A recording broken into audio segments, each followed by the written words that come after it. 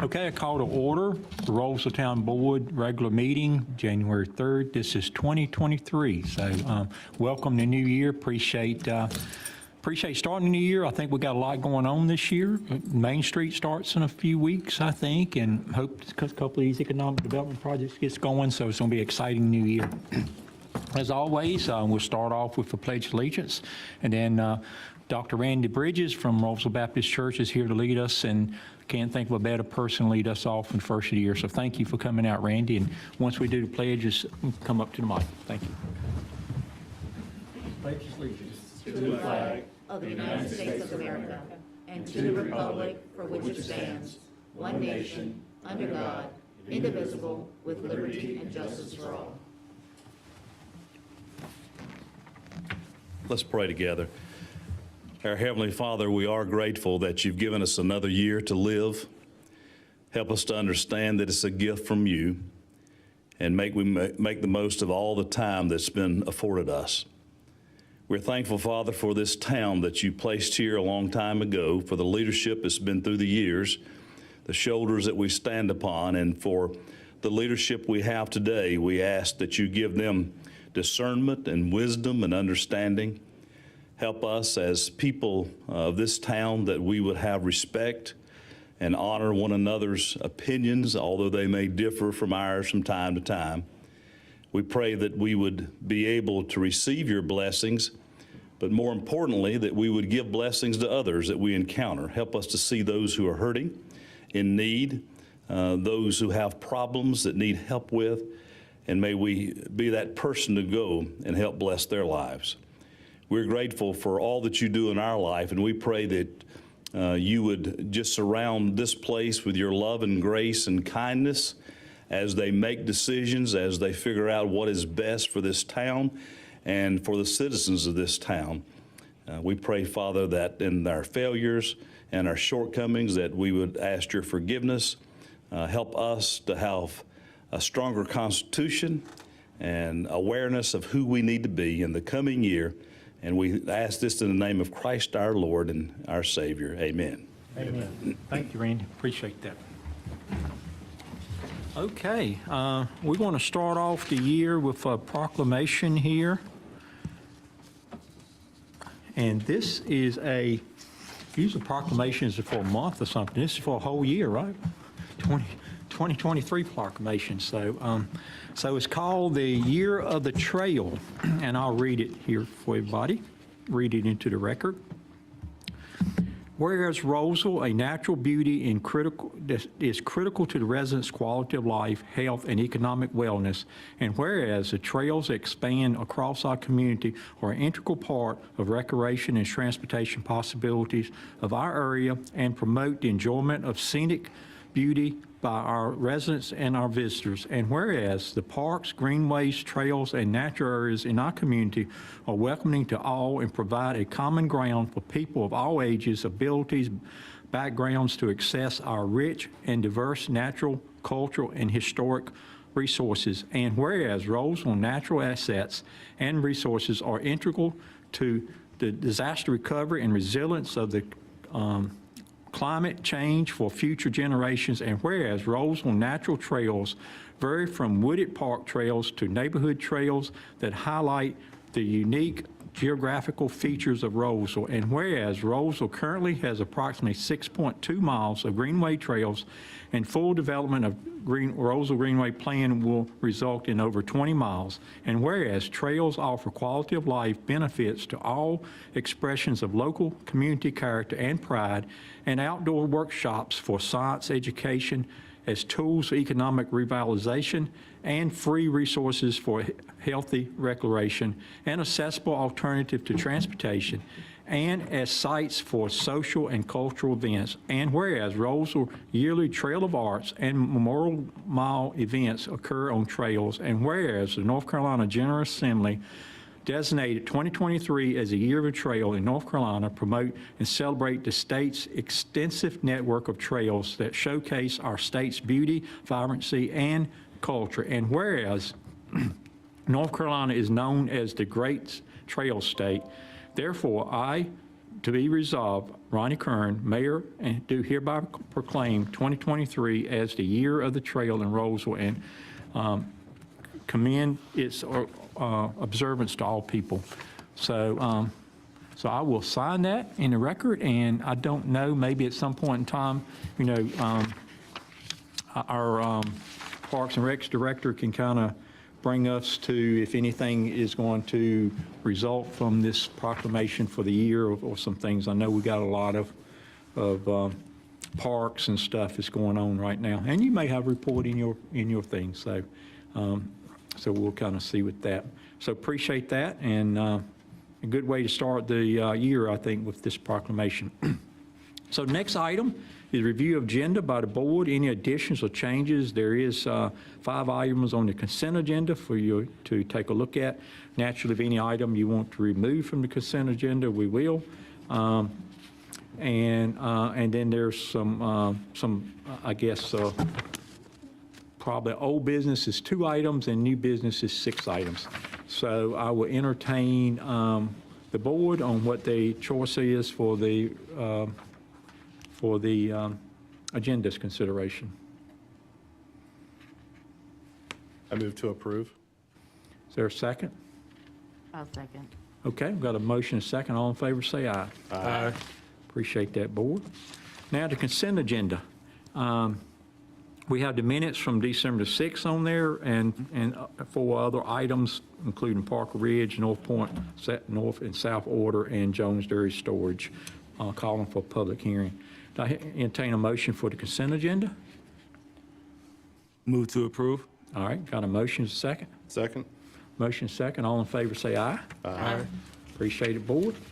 Liaison reports, Commissioner Paul Vilga, Parks and Recreation Advisory Board. Anything to report tonight? Yeah, we had a meeting on 12/14. We discussed the trail art program. Just went over it a little bit to see what we're going to look for in submissions once that's open. Went over the cost recovery policy that we'll be seeing again tonight. Scholarship policy as well. The farm entrance are at 60% design now and currently below budget for that. So hopefully we'll get more information on that soon. And then we also had a discussion about recognition of board members completing terms. So maybe get with the board, maybe in a work session or something, kind of figure out something we can give people or recognize people once they've worked their entire term. You know, at least a letter to them, if not more, something to recognize them, because people take their time out to volunteer, and you know, it's a great thing that we have people that are like that. And that's all I have. Okay. Yeah, we'll make a note of that to Kelly and Robin. We'll talk. I was thinking we gave everybody a plaque when they left the board, but maybe not. It's not every. Maybe it's maybe if they've been on there for multiple terms or something. Is that right? That's right. So maybe we'll look at least giving a letter or something. Didn't we give something to planning? But that person been on there for a long, long time. So, but we'll have to check. I mean, I don't think it's a big deal to do a plaque probably for everybody. But we'll talk about it. Yeah. Okay. Appreciate you bringing it up. Yep. Okay, let's look at economic development. Commissioner Sutton, anything to report? Actually, there's a lot. I'm going to try to just do a synopsis of it. But Commissioner Vilga, to your point, I do think that's a great idea to recognize volunteers. I think we need to do something annually because we have volunteers in so many capacities. I think we should look at doing something like a ceremony or an event or lunch or something to recognize volunteers in our community because there's tons of volunteers on committees and different things. So great idea. I want to mention from an economic development standpoint, there actually were several things that have transpired since the last report. There was a communication that actually went out from our Community and Economic Development Manager, Michael McFarland. That went out, I want to say, right before Christmas, maybe a week or so before Christmas, which had a great kind of compilation of all the stuff that took place over 2022. And when you look at it, it's like, dang, we only have one person in economic development. Anyway, I think we need more. But I I want to note this, though.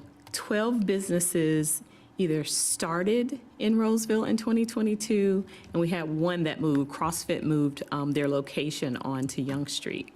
But, so there's 11 new businesses in Rolesville.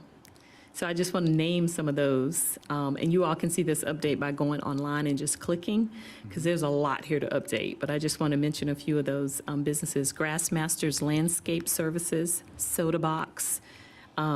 How do you say this restaurant? Grancio restaurant. I haven't been there yet, but Cuts and Curls.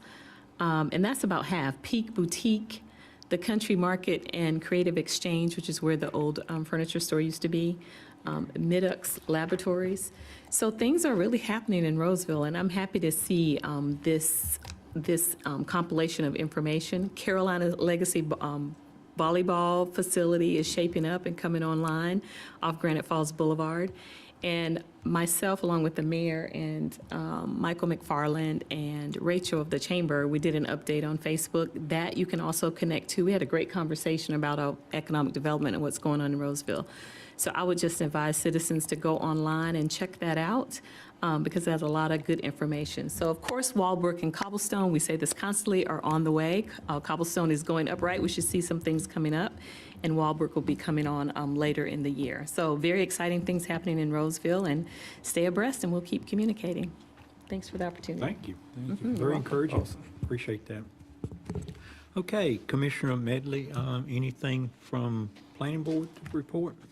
I'm going to defer to Meredith? this young lady right here. Okay. I thought you might do that.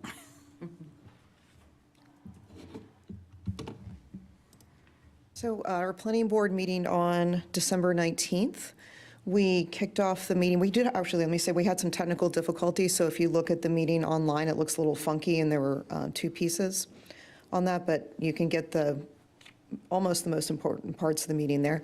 But one thing you didn't get to see on camera was the presentation of a plaque to Chairman Powers. It was his last meeting, and we presented him with a plaque for his 16 years of service. And Shelley got the photo you see on the slide in front of you. And we had 3 cases at the planning board meeting. First, 207 North Main Street. Even though it's North Main Street, I call it the eastern end of Main Street. That's the shopping center that's zoned general industrial. They came back and added conditions like you all suggested about prohibiting certain uses. So you'll see that coming up sometime soon. Next, we had the Toms Creek rezoning case, and the planning board tabled that case and made a list of 6 items or 6 questions they wanted answers to. And they should get those answers at their January meeting, and then they will make a recommendation probably at that meeting. So it'll be a little bit before that case comes in front of you all. The third item that the planning board saw was the Jones Dairy storage project. That is a proposed applicant proposed text amendment, as well as a rezoning case. And that is for a self-storage facility adjacent to Jones Dairy Elementary on Jones Dairy Road. So that will be coming to you at a future meeting as well. And that was our meeting. It was the second, I heard it was the second longest planning board meeting we'd ever had. It was late. Oh, wow. Thanks, Meredith. Certainly. Thank you. Anything else, Michelle? I don't have anything. Okay. Anything from Public Safety, Commissioner Sneed? Just really short and sweet. On December 8th, there was a ceremony to honor Chief Privet. He received the highest honor, the Order of the Longleaf Pine Award. That was a ceremony that was attended by some of the board members as well as the mayor, and it was very well attended by the town. It was an award that was presented to his family by Congresswoman Sarah Crawford and House Representative Terrence Everett. It was a very nice ceremony for him. After that, we had just a very, very brief board meeting where the volunteers and the paid firefighters were awarded with an annual bonus. So that was a Christmas surprise that they knew was coming, that they appreciated. And then last but not least, the fire department staff, along with the town staff, are working through the unification contract. So that's a process. It's going to take a while, and there's a lot that goes into it, but they're steadily making progress. That's it. Thank you. Good report, appreciate that. And Commissioner Austin, Veterans. Yes, sir. On December 12th of 2022, I met with Lindsay Owens, who is our communications and engagement specialist, to discuss a military/veterans Facebook page. But instead, we're going to utilize the Rolesville Town website under community resources and then click on veteran resources. So as I gather resources together from different organizations, I will present them to Lindsay to update our website. Also, the Department of Veteran Affairs has a new program called Onward to Opportunity. This program is available at no cost for service members on active duty within 180 days of separation, veterans, military-connected spouses, and members of the National Guard and the Reserves. Onward to Opportunity offers more than 40 professional industry standard certifications leading to in-demand careers. A few examples of those certifications are Certified Information System Security Professional, or CISSP, with a salary starting out at $74,821 a year, and also a certification as a project management professional with a starting salary of $73,678 a year. Those interested in learning about how to apply for Onward to Opportunity program can visit the Onward to Opportunity website for application procedures, and also I would give this information to Lindsay as well to put a link. As a reminder from my October briefing, report I gave, effective January 1st of 2023, verification of veteran-owned small businesses would transfer from, or it has transferred to Veteran Affairs to Small Business Administration. Verification is a critical process that allows the veteran small businesses to access veteran-specific benefits, including certain government contracts and the purchase of surplus government property. This process establishes all of those, in fact, to ensure that they are ran by veterans. And then my last thing is I met with the Navy Talent Acquisition Group so we can come up with a date to meet with the principal so we can discuss phase 2 of the execution phase for the ROTC program, Navy at that. And that will conclude my report. Very good.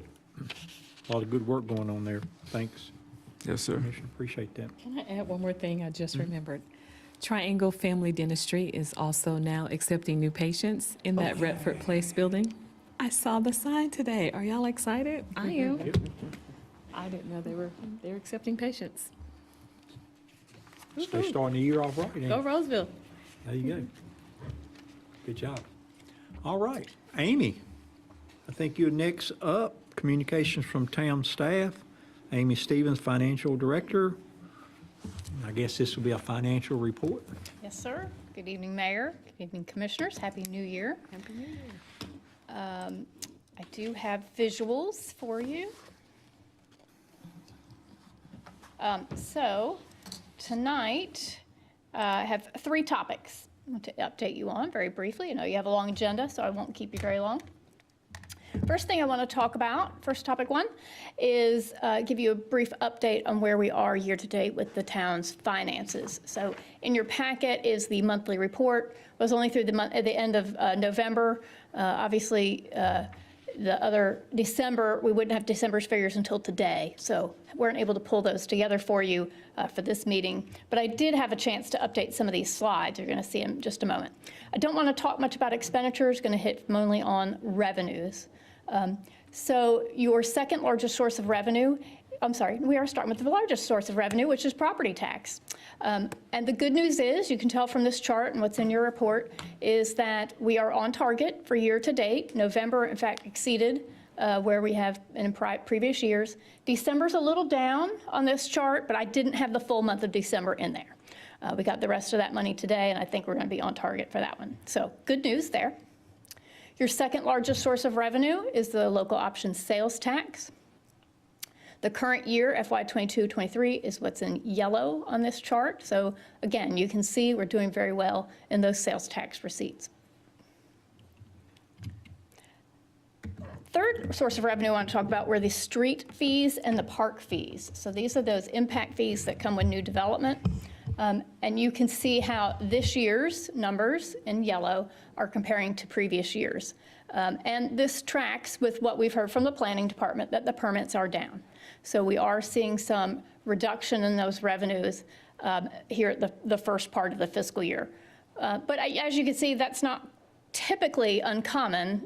It looks like, in the past, January, March, April, June is when things tend to take off. But we'll look for more updates from planning on how things are going with that. But you can see where that information trickles through to your revenue for those. Okay, topic 2, the budget. So what you have there is the cover from our current budget that we're in, FY '22-23. And we are officially halfway through that budget. And so an X was probably the wrong graphic to put for this. We are still in it. But from a budget perspective, it is time to move on to FY '23-24. And this week, staff will be kicking off the new budget the budget process for the new budget year. All right, topic 3 is actually IT. And that is some follow-up on information you've gotten before. We have had a multi-department team. I want to publicly thank all of my colleagues on staff. Together, we have reviewed quite a number of vendor proposals. First, ThinkTech is who we've selected to be our new IT services vendor. So they provide help desk, network security. They're kind of the main go-to for anything that's IT. And so we're eager to let that transition and get that in progress and have it occur February 1st. The second company that we looked at is TRM, and they're a telecommunications company, so that they deal with telephones, AV, and security systems around the buildings. And so we're looking forward to working with them as well over the coming months and years. And that is all I have. Very good. Thank you. Thank you, Amy. Next up is Lisa Austin, Human Resource Director. Good to hear from you. Are we 100% fully staffed or close to it, or?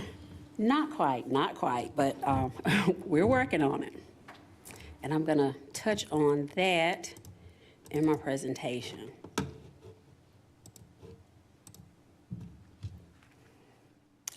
Last year, I used the RISE slogan as the last slide. Well, actually, the last update that I gave, I used the RISE slogan as the very last slide. But I wanted to use it as the very first slide this evening because I may be biased, but our employees are the most important resource that we have. So inspiring them and encouraging them to be the most productive employees possible is very, very important. Tonight we're going to be talking about one of the things is staffing. Since September, we have hired 3.5 new employees. We have a program coordinator in Parks and Recreation. Her name is Allison Feldman. We also have Lindsay Owens, who's our very first community and engagement specialist. And we also have Michael Russell, who's our newest police officer. And I know you're probably counting 1, 2, 3, where's the half come in? Well, Allison delivered a bouncing baby boy on December 13th, so he is also a member of Team Rolesville.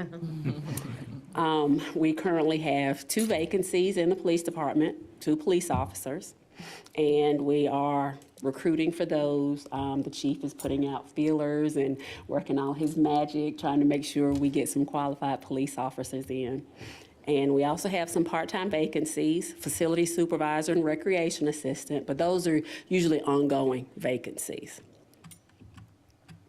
I also want to talk a little bit about statistics. No retirements. We had 2 voluntary resignations. One was a police officer with about 3.5 years of service with the town, and he decided to leave and follow his passion of IT. So he joined an IT firm in the private sector.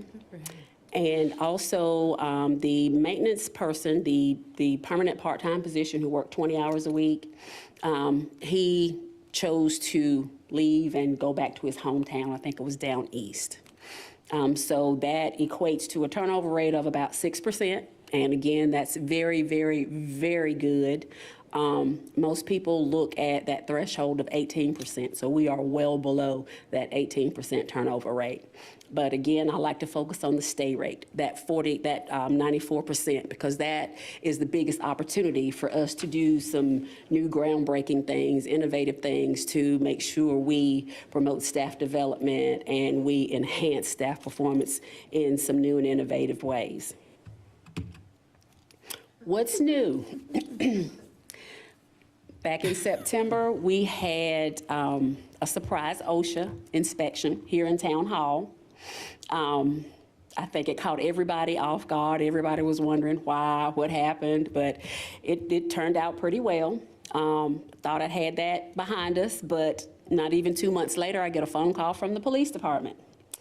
The OSHA investigator was there conducting another surprise investigation of the police department. So when I went down to greet her, she said, well, I'm also gonna need information on public works. I was like, oh my God, here we go again. But I found out a few weeks ago, we got a letter from OSHA stating that the compliance officer found no violations, and they actually commended us on the way we maintain our workplace. So I was very, very proud of that. Very good. That's Congratulations. awesome. We are also starting to focus on succession planning. Most people think that succession planning is just a means of making sure duties do not go undone for key positions in the event that there's an absence. But we're taking another perspective on it. We are looking at it as a way to promote employee performance. Also to cross-train employees and to possibly help employees who want to advance within the town of Rolesville. So we're going to try to make it a win-win situation for everybody involved. And also, I saw you look at that wonderful picture of Kelly. We have revamped our employee recognition program. It's now called Rolesville's Most Wanted, and it has a Western theme. Employees, supervisors, department heads, they nominate staff members who go above and beyond what their job duties are. But we are we're making it more focused, more pointed in a way that promotes better performance. It promotes innovation, ingenuity, things of that nature. So once we have the nominations for the quarter, the staff development team comes together. They come up with an employee of the quarter.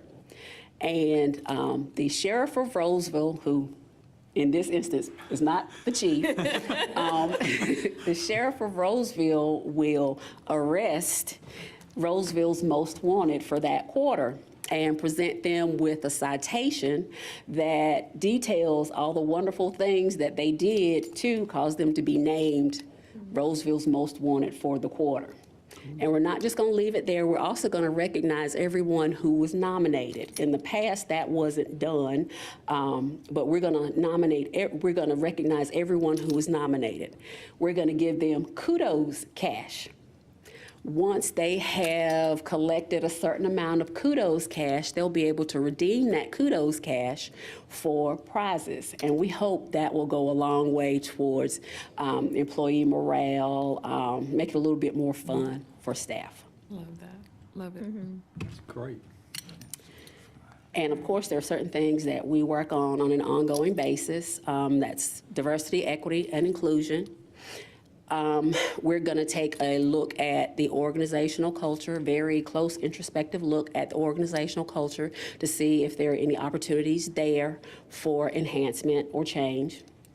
We're also going to look at training so we can have those critical conversations in a way that's very productive. We're also going to look at having lunch and learns where we invite folks to come in, invite speakers to come in, maybe talk about their experiences, or maybe we'll have people who actually have an ongoing DEI program that's working, and they can give us some do's and don'ts, give us some suggestions, and just give us a chance to network a little bit more. We're also going to continue to look at employee engagement, because we want employees to feel as though the environment here is safe. They can bring their whole selves to work. They can express themselves in a productive manner. And we're going to lean on the staff development team to get the word out and to come up with some more creative ideas that'll make this employee engagement initiative a little bit more successful. And there's always the wellness and safety programs. A lot of times people take these programs for granted. They overlook these programs because they're so fundamental, but they're very, very important. So we're not going to let those programs fall by the wayside. We have to start looking at things a little bit different. At least that's my desire, that we look at things a little bit differently. A lot of times I hear the statement, well, that's the way we've always done it. And I want to get away from using that phrase. Don't say that's the way we've always done it. I want to say yes, and. By saying yes, and, that recognizes that there are going to be obstacles, there are going to be challenges, but we're going to prepare for those challenges and those hurdles. So when we start the marathon for all of these things, that these initiatives that are ongoing, when we come up on those hurdles, we won't be surprised, because we'll know that we just have to jump a little bit higher to be more successful. And our foundation for everything that we do in HR is our vision statement. That's our dream. That's what we want to do, our ultimate goal. Our mission statement, that's what we do. But all of that is based on our core values of collaboration, consistency, and commitment. That's how we go about doing all the things that we do in HR. And I'm very, very proud of those values and the results that we're showing. So with that, I am happy to take any questions that you may have about anything that is going on or anything that will be coming up. Good stuff. I love the recognition piece, the Kelly Most Wanted picture thing, and the kudos cash. That's excellent. I love that. I let Kelly know today that I have a sheriff's hat and a badge. Yes. So I do have two questions, actually. One is, who is the staff development team? I'm just curious. The staff development team is made up of employees from the various departments that make up town government. I love it. That way we can get a different perspective from the different departments, because Love it. they know what's going on within the departments. Right. So if we can create that safe environment where everybody feels that they can contribute and that their opinions are valued, I think we'll go a long way. And then, thank you for that. My last question. Do you know Tabitha Brown? That name sounds familiar. She's all over social media. I'm like, are you related to her? No, but that name Seriously, sounds familiar. when you're sitting here talking, I'm like, oh my gosh, Lisa, you've got to be related to her. Well, we're in the South, so everybody's related From in the North South, so we Carolina. may be. Thank you. That's Thank excellent. you. Thank you. Good Thank job, you. One Lisa. question I got, Lisa, if you don't mind. Yes, sir. Great job. I mean, it's really exciting. I think people exciting, and, Yeah. whenever you work with Yeah. people exciting. One thing about recognition, just let's make sure we socialize it with the community. I think we're doing a good job with that, but I think, if we have employee month, employee quarter, the town should see it other than maybe a news blast. I mean, I'm not going to call a name, but it's one of our neighbors. It seemed like always showing up on my phone every month. They got employee of the month type thing going on. So let's see if we can't tag on that a little bit. We got a social, media person and things. Oh, we've got to do better than that neighboring Yeah. town. We definitely So have. make it show up on everybody's phone. Another question, I know we're getting close to 50 employees, and I think I asked you this before, and I think you told me that we already doing it, because some places, when you hit 50 employees, it changes things, the requirements for the business change. But I think you told me we're good with that. We are. I have never worked anywhere with fewer than 50 employees, so I have been operating as though we have 50 I employees. was thinking you told me that. So we shouldn't Yeah. have to worry, we get to 50 employee, we won't have to worry about anything, you don't think? No, we're And fine. last thing I want to say, y'all did a great job with the holiday dinner. Thank you. You and Daiva, I think y'all did a great job and appreciate that. That's really nice, and thank y'all for Thank doing you. it. Very good job. Thank you all for supporting us. Okay, two great presentations from our staff. Now we'll hear if the public to be heard. I think, Betty, you representing the public tonight. Is anything you'd like to say, or you want to come up? Yeah, come on up. How you doing tonight?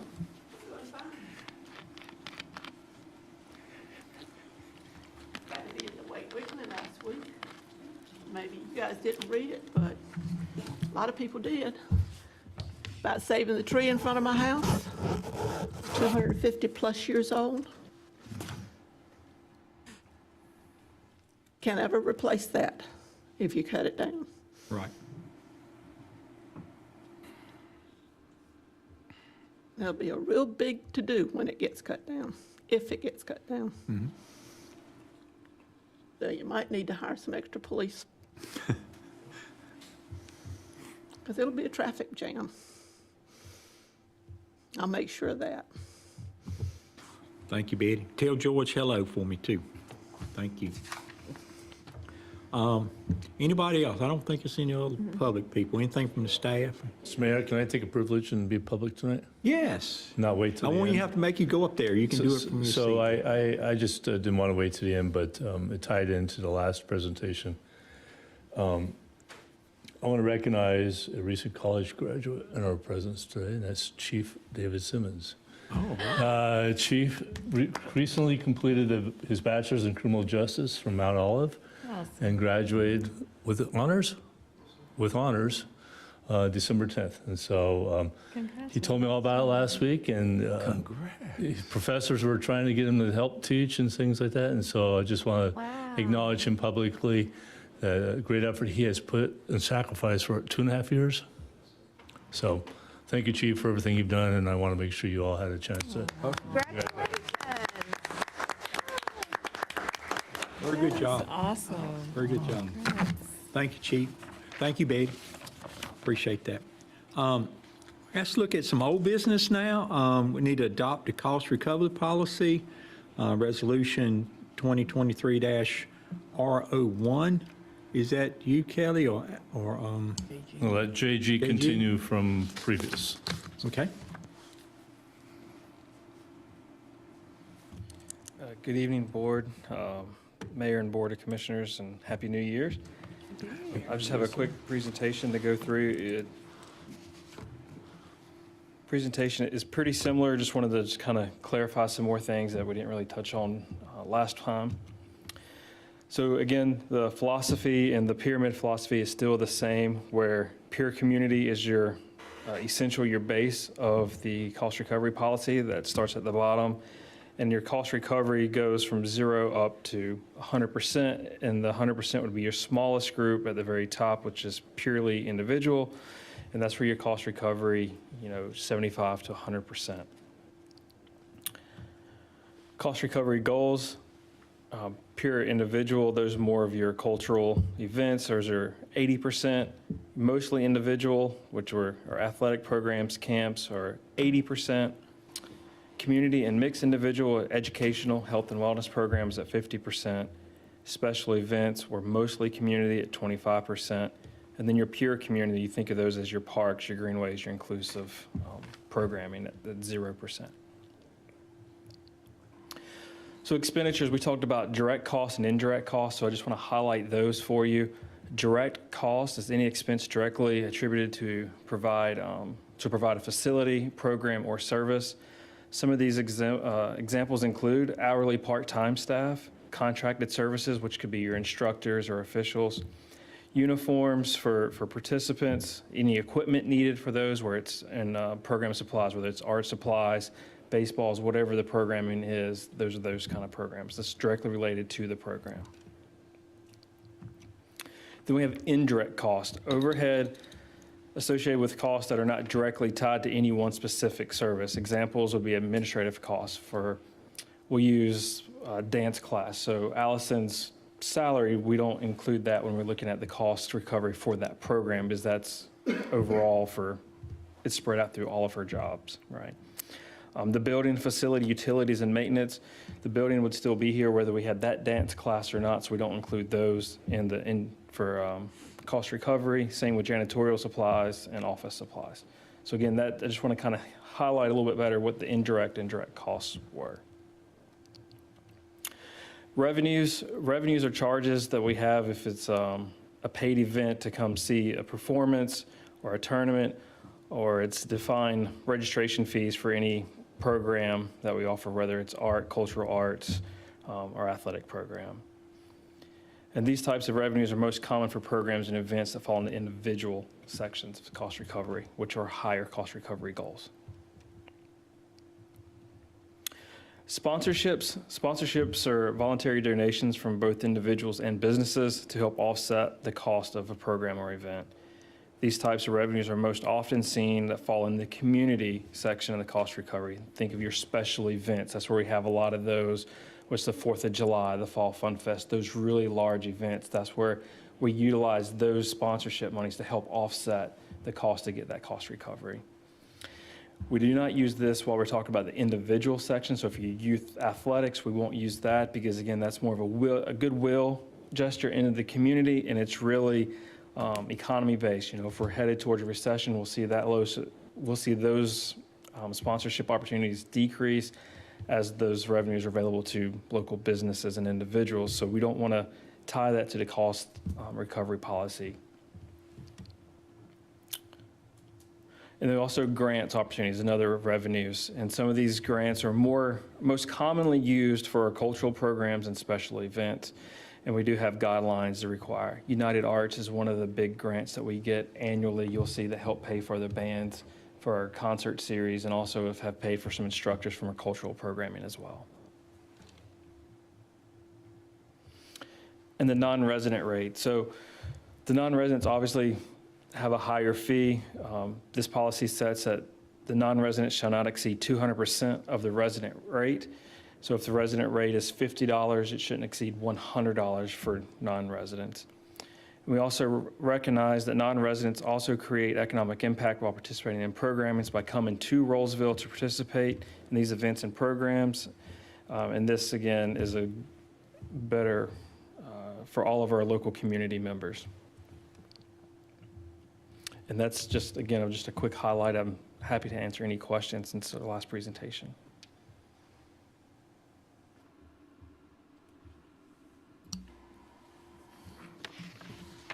Any questions for JG? Thank you, JG. All right, thank you. I believe JG is asking us to adopt this. Is that right? Yes, sir. So I Should will be a entertain motion. a motion. If someone wants to adopt it. I move to adopt the cost recovery policy resolution 2023-R-01. Okay. Second. Got a motion second. Any other discussion? Not all in favor say aye. Aye. Any opposed? Not hearing any. I think it's unanimous, Madam Secretary. Thank you. Parks and Recreation Advisory Board appointments, is that you, Paul? Yeah, that's me. So we have 2 open positions on the Parks and Rec Advisory Board for full-time positions, and we also have 1 for a student position. Right now, we're still looking to fill the student position, but we feel like we've found 2 for the regular open positions right now. One of them is a return. Dick Armont He's served one term so far. And since I'm at the meeting all the time, I can get a feel for the people and everything else. And when we interviewed him the first time, we were like, he'll be a pretty good pick. And at every meeting, he's been at every meeting that I've been to. I don't think he's missed a meeting. He's vocal. He'll give input and everything else. Very polite with everyone else, and seems like a great team player. So I would like to nominate Dick Armont for one position. And the second one, just because we have 2 open positions and you apply doesn't mean that you'll get that spot. We like to keep it open for everybody, everything else, but we had one that we interviewed. Her name was Judith Siwi, and she was from Western New York. She's lived here just a little under a year, has family in surrounding area, has grandkids in the sports, and also has a lot of experience with credit unions and finance. And when I think of credit unions, I think of people, a credit union is a member group. You're looking out to do things for the members, make sure it's great for them. And Commissioner Sutton and I interviewed her and felt like she'd be in a good position because of, we need input from everybody, all age groups, everything else. I feel like she kind of covered everything with what she'd bring to the table. So I also would like to nominate Judith Siwi for the second position. And their applications are actually in our packets as well. I also want to just add that for both of them, I think it's important that in your community, you do have different perspectives, and both of them offer a senior perspective, and that matters. I think we need to start looking at some of our boards and committees and making sure that we have senior input, people that are of a certain age on those boards so that we have their perspective as well. So I was glad to see that she applied, and both of them are very energetic, which Yes, definitely. Good. So you enter that as a motion? Yes. From the committee? Is there Second. a second? I second that motion. that So I motion. got a motion, second. Is there any other discussion? All in favor say aye. Aye. Any opposed? Not hearing any. Madam Clerk, I think that one approved unanimously also. Thank you, Board. Thank you, Paul. New business, review of previous district requirements for land use public notices. I see Ms. Meredith is coming back up, so.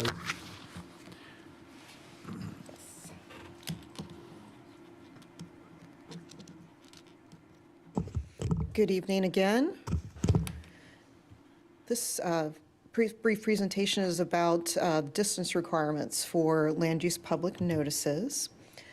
Chapter 160D requires notification of abutting or adjacent parcels for legislative hearings, evidentiary hearings, et cetera. And in 2019, before I came on board, I learned that you all changed Rolesville's distance requirement from 100 feet to 200 feet. And we did discuss notification distance requirements when we went through the first round of LDO technical amendments. And we looked at nearby municipalities when we had that discussion. And when we looked at that, you all decided to keep that 200-foot notification distance. And just as a reminder, I find it interesting to see what our neighbors are doing. You can see Raleigh notifies properties within 100 feet, going all the way up to Cary notifying properties within 800 feet, and that's of the subject property. So for moving forward, we can continue with the 200-foot notification distance requirement, or you may direct staff to prepare an LDO text amendment to revise those notification distance requirements. Just a couple of thoughts. We could increase the distance. I know I've heard several of you mention that's a concern. We could look at measuring the distance, and I haven't talked about this with Mr. Neal. This was a suggestion from a resident at our December meeting, Ms. Keith. I thought it was a pretty interesting suggestion. She said, what if we notified properties that were touching the subject or within 200 feet of the subject property, as well as any associated improvements. For example, with the Toms Creek case, the traffic impact analysis recommends roadway improvements at the Burlington Mills and Forestville Road intersection, and that affects, like Harvest Moon Trading Company. We heard from that business owner at that meeting. If we looked at the proposed traffic improvements as well as the subject property and measured from that, I don't know if that's a thing or not. I have never seen it done like that before, but I thought it was a very interesting suggestion from Ms. Keith. There would be no legal restriction on doing that. It would be a matter of writing it clearly so we would understand what the boundary is so as to require the distribution of the notice. But once the town is beyond providing notice to adjacent property owners, you have satisfied the legal requirement. And at that point, these are our own rules for our own town. As long as you meet the minimum, you do more, because really what you're saying is that's off-site, right? Yes, yes. Actually, I have, if we go back to this image, just as an example, in green, highlighted in green is the Toms Creek site. And hopefully you can see this hot pink kind of square shape up here where the mouse is. That is Harvest Moon Trading Company. And if you measure directly from that property to the Toms Creek site, it's a 1/4 mile, so it's about 1,300 feet.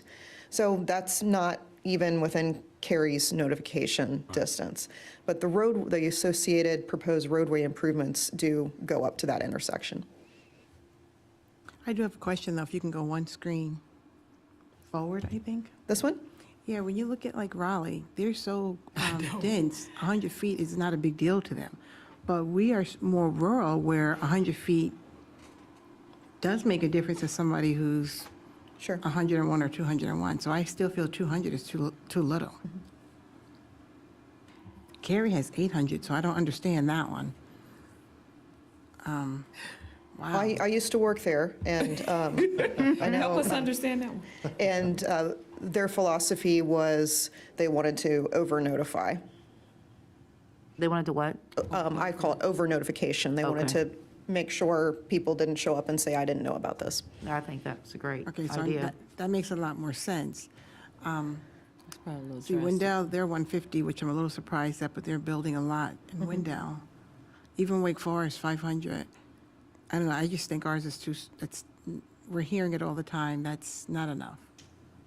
Ours is 200, right? Yes. Correct. Yes. So when I was reading that, and I was like, 1 to 200 feet, how many is that? I don't know. I don't have a 12-inch foot. But anyway, so I couldn't visualize it, so of course I Googled it. So 200 feet is 66.667 yards, right? So it's probably about 3/4 of the length, or 2/3 of the length of a football field. So I like what you said about what the lady offered, that if it's impacted by that TIA, I do think we should include it. And I'm leaning toward what Commissioner Medley is saying, that 200 feels low. 300 to me feels more right, but that's just a feeling. But I think the length of a football field is adequate. And I know legally we don't have to do that, but when you have, like Commissioner Medley said, 100 feet here is very different from 100 feet in Raleigh. So I do think we need to consider that. As we become more dense, maybe it gets changed back, but I do feel like 200 is a little low. A football field feels right to me. That's just from my little non-scientific calculation on my phone.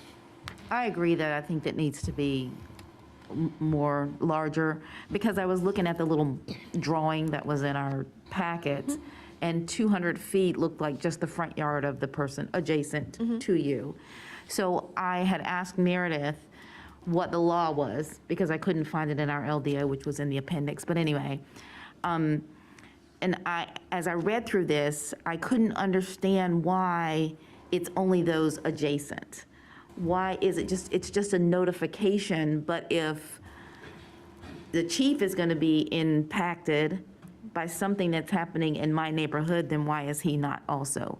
I mean, and I understand that, do you want the whole town at the meetings? I don't know, but I think that more people than just my neighbor needs to understand what's going to happen. So the ladies suggestion is amazing. And I do have one other question. In those 2019 minutes that were in the packet, it had that all property owners would be notified, including, oh, where is it? If a neighborhood or, now, hold on, let me read it here. The neighborhood meeting also, shoot. Oh, okay. That in addition to the 200-foot notification, if the project touches a subdivision or a person notified belongs to the homeowners association, that the homeowners association be notified as well. Is that in the LDO? Because I couldn't find it in there. That's not in the LDO right now. Shouldn't that be in the LDO since it was passed at the meeting in 2019? We can certainly add that back in. Because I thought if someone, now, I think it would need to be explored a little bit more, because to me, that means if Paul's the cutoff, he has to be a member of the HOA in order for the whole neighborhood to be notified. Is that correct? In my experience, towns that have an organization notice, that is derived from the statute, and organizations can request to receive all public notices, just like newspapers can request. And so built upon that idea is that certain ordinances provide that the homeowners association receives a notice. Not all the people who are in the neighborhood covered by the association, but the association nonprofit itself as an entity receives the notification. Wait a minute, the homeowners association. So my homeowners association company. The company would get the receive it. notice. So it'd be their And it would responsibility to be, give it to the. yeah. But whether they notify everyone else, we don't know. I remember the conversation feels during like that meeting. Legalese. Yeah. I remember the conversation we had during that time between the UDO and the LDO, and I don't recall any of us saying to take that out. I think that was before you, too. Kelly, you were there. I don't recall them saying to take it out, so I don't know how it didn't make it in there. And it did come down to the HOA would have to then notify the membership of, the news, the updates or whatever. But there was some question about who's passing the buck on to who. I remember that. But I think it is better that the HOA at least be given notice to pass it on. I agree with that. But my big question was, should it not be in here? Because it was in the minutes. I don't know how it came out. Sounds like it should be in there. Yeah. I don't remember the conversation saying to take it out. It may have been included in the UDO, but was not included in the LDO, as we have an entirely new ordinance since 2019. But I remember the conversation was with both of them. So I'm wondering how. Should have transferred from the. Right, that's what I'm saying. It shouldn't have been left out. The LDO is sort of a start over from the beginning sort of a document. It was? Really? It was. So no matter if it's I in the didn't know minutes, that. it doesn't? I thought it was an enhancement to what we Wow. had. It was a start over and plug in features that the stakeholders and the board and the planning board wanted to preserve. Well, that's news to me. I don't recall it being a start over. I thought it was modify the old and turn it into the new. Some things would come out, some things would be added in. Well, I think that needs to be in there. I recommend 300 feet because it is 100 yards per Google, and I think that's reasonable, and I do think the right-of-way or the TIA impacts, those folks should be notified, and the HOA. To me, that's reasonable, and even though we are smaller, we are developing fast in Rolesville, so we need to consider that. So even though we are probably small as that side, except for Raleigh, we are growing as fast as the other side. So we have to look at our stuff a little bit different than Wendell or Zebulon might, or Raleigh. So How does it work when there's a multi-family unit within that 300 feet? Do everybody in that multifamily gets notified, or It's if based it's a on- rental, it's just a rental company get notified, or? It's based on property lines and property owners. So let's say it's a multifamily building on a piece of property. So whoever is listed as the owner of that property where the multifamily building is would get a notice. So unless that person tells the 300 that lives there, they wouldn't know. They wouldn't know. Yes, and hopefully the people who live there would notice one of the signs that we put out when we post property. But if it's multifamily townhomes, property owners, then they would They get it, because notified. those are on separate lots, so those parcels would get hit, and we would see who owns the property, and that person, owner, would get a letter. So with the tenant wouldn't even have an opportunity, or would they, to speak? A tenant? Yeah. If they Not find out, really. sure, if they're a member of the public, they're welcome to speak. Oh, okay, because it seems sometimes they're left out. So it would fall on the homeowner The homeowner to to let pass that the information on to tenant know. them. Same with the HOA, it sounds Right. like, from what Dave shared. And it sounds like we were maybe assuming that the HOA notifies the homeowners, but that's not necessarily the case. And that was the discussion. I remember us talking about this extensively, yeah. And informally, staff lets residents know, let's say if we get calls about projects, cases, something's happening and we know that person's outside of the notification distance, I might shoot that person an email, be like, hey, we were talking about this is going on, or, follow on the development page website so you can see what's going on, or like share it with your friends and neighbors, like with the Point North, I know that happened a lot with neighbors talking to each other. Yeah, some HOAs are very active, while others may not be as active, but yeah. Thanks for think- clearing that up, Dave. I think I hear three things, if we'll wrap this one up. One is recommend 300. Yes. Change from 2 to 300. One is look at this intersection idea. Which I guess that'd be 300 too, Yes. right? And then the third thing would be make sure the homeowner association thing is back in there. Got That's the it. three I heard. Did I miss anything forward? I mentioned the TIA. Does that include the whole right-of-way thing? I just want to make sure, if you're impacted by the TIA, if you're Yes. included in the study, to me, you should be notified that this is happening, whether that's whatever. Okay, I'm good with that.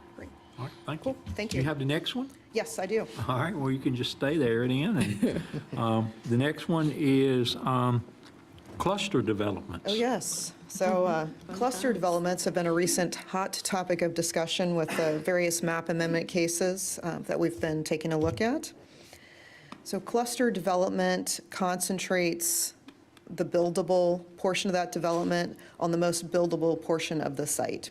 And by doing that, it preserves natural drainage systems, saves vegetation, open space, and other natural features that help control stormwater runoff and erosion. So the point with a cluster is to build on one part and save another part. I've got a picture of the Parker Ridge site plan here on the left, where the townhome portion is. This is not a cluster development.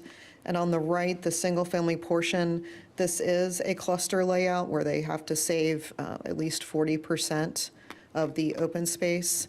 And in exchange for that, the developer can show smaller lots.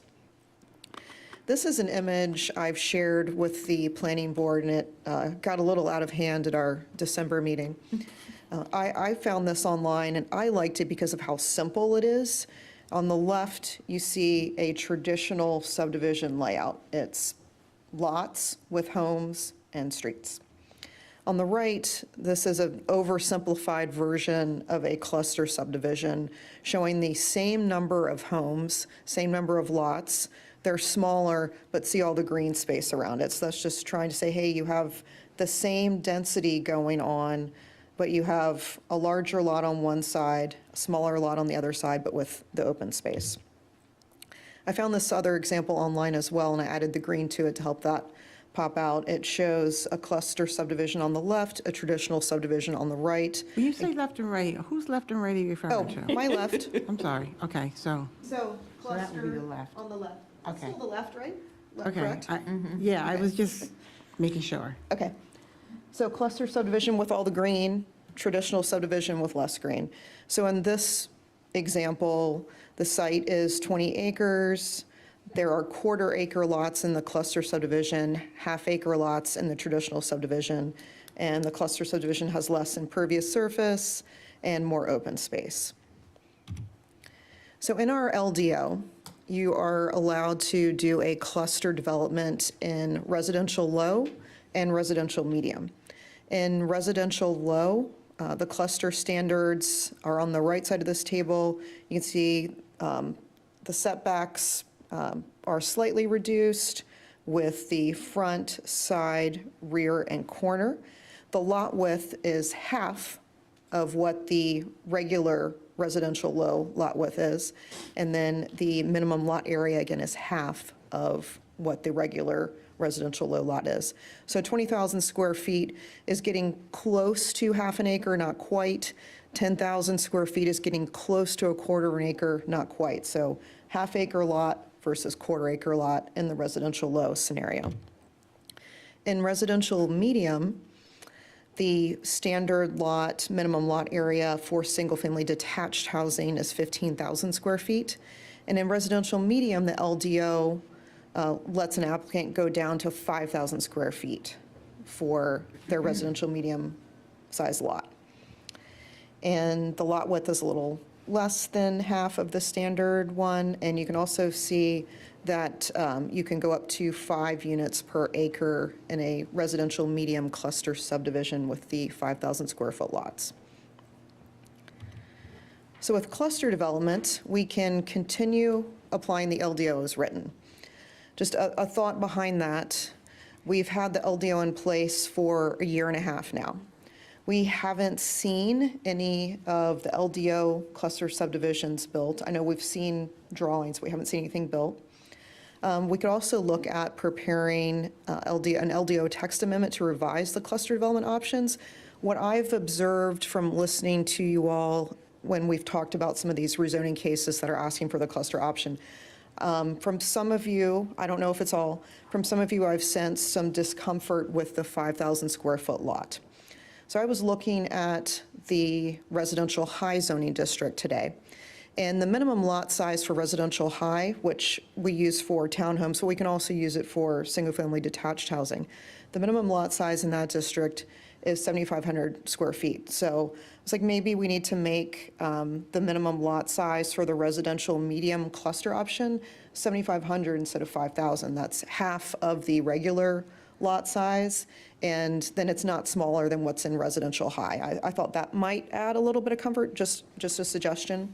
And then another thought would be to, if you want staff to go forward with an LDO text amendment, another thought would be to say decrease lot size by 65 to 75%, maybe that kind of number versus a 50% reduction. I don't know if that would give you all some more comfort.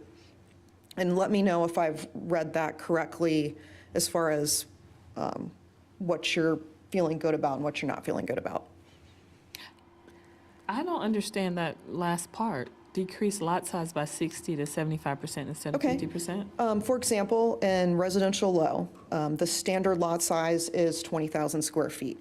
So instead of allowing a reduction to 10,000 square feet, you could allow a reduction to 15,000 square feet. That would be 75% of the lot size versus Oh, I thought you were 50. saying decrease it more than 50%. Okay. No, so I mean decrease it less. Less, Like okay. take a smaller step I got back. you. I read it wrong, apparently. Sure.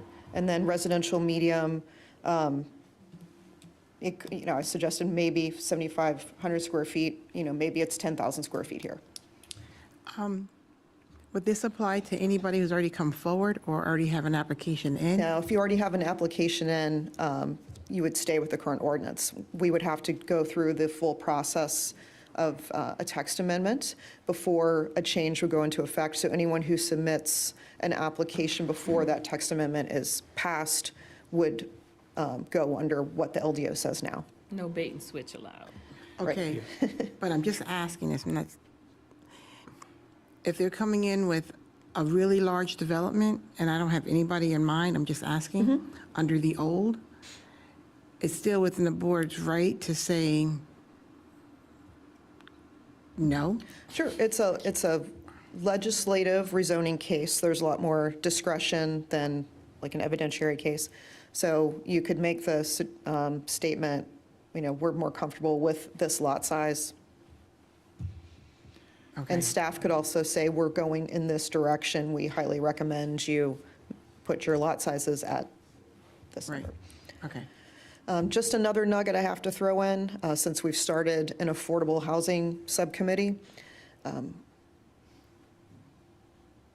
Anytime you offer an option to have a smaller lot, it does increase the chance of affordability.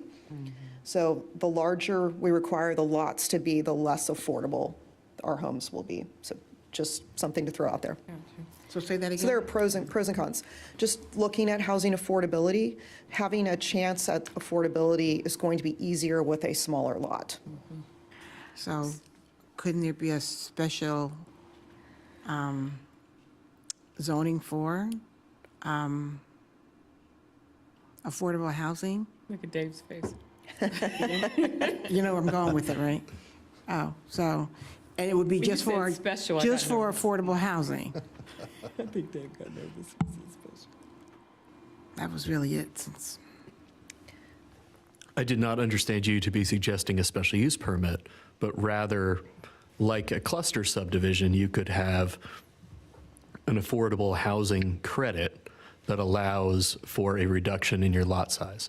That is expressly provided for in the North Carolina general statutes, that towns can provide credits, not just in money, but in terms of development standards for affordable housing. okay. And it would just apply for affordable housing. We can set it up just for affordable housing, since it's already, This is the board's LDO. You can write the scenario that you like. and I say that versus other developers coming in, trying to capitalize on it, but it's not affordable housing development. Understood. I think the drafting of this could be challenging But you'll figure to, it out. but, well, I probably will be.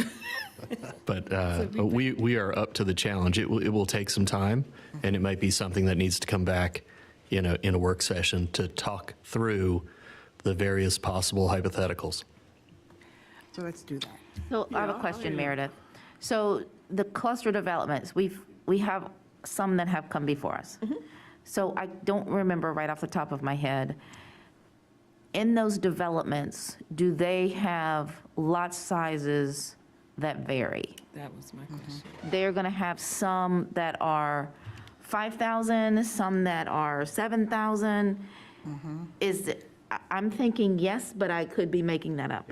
In There are, the yes. examples we've seen recently, for example, here's Parker Ridge. The lots shown in yellow on this image, most of them are pretty darn close to 5,000 square feet.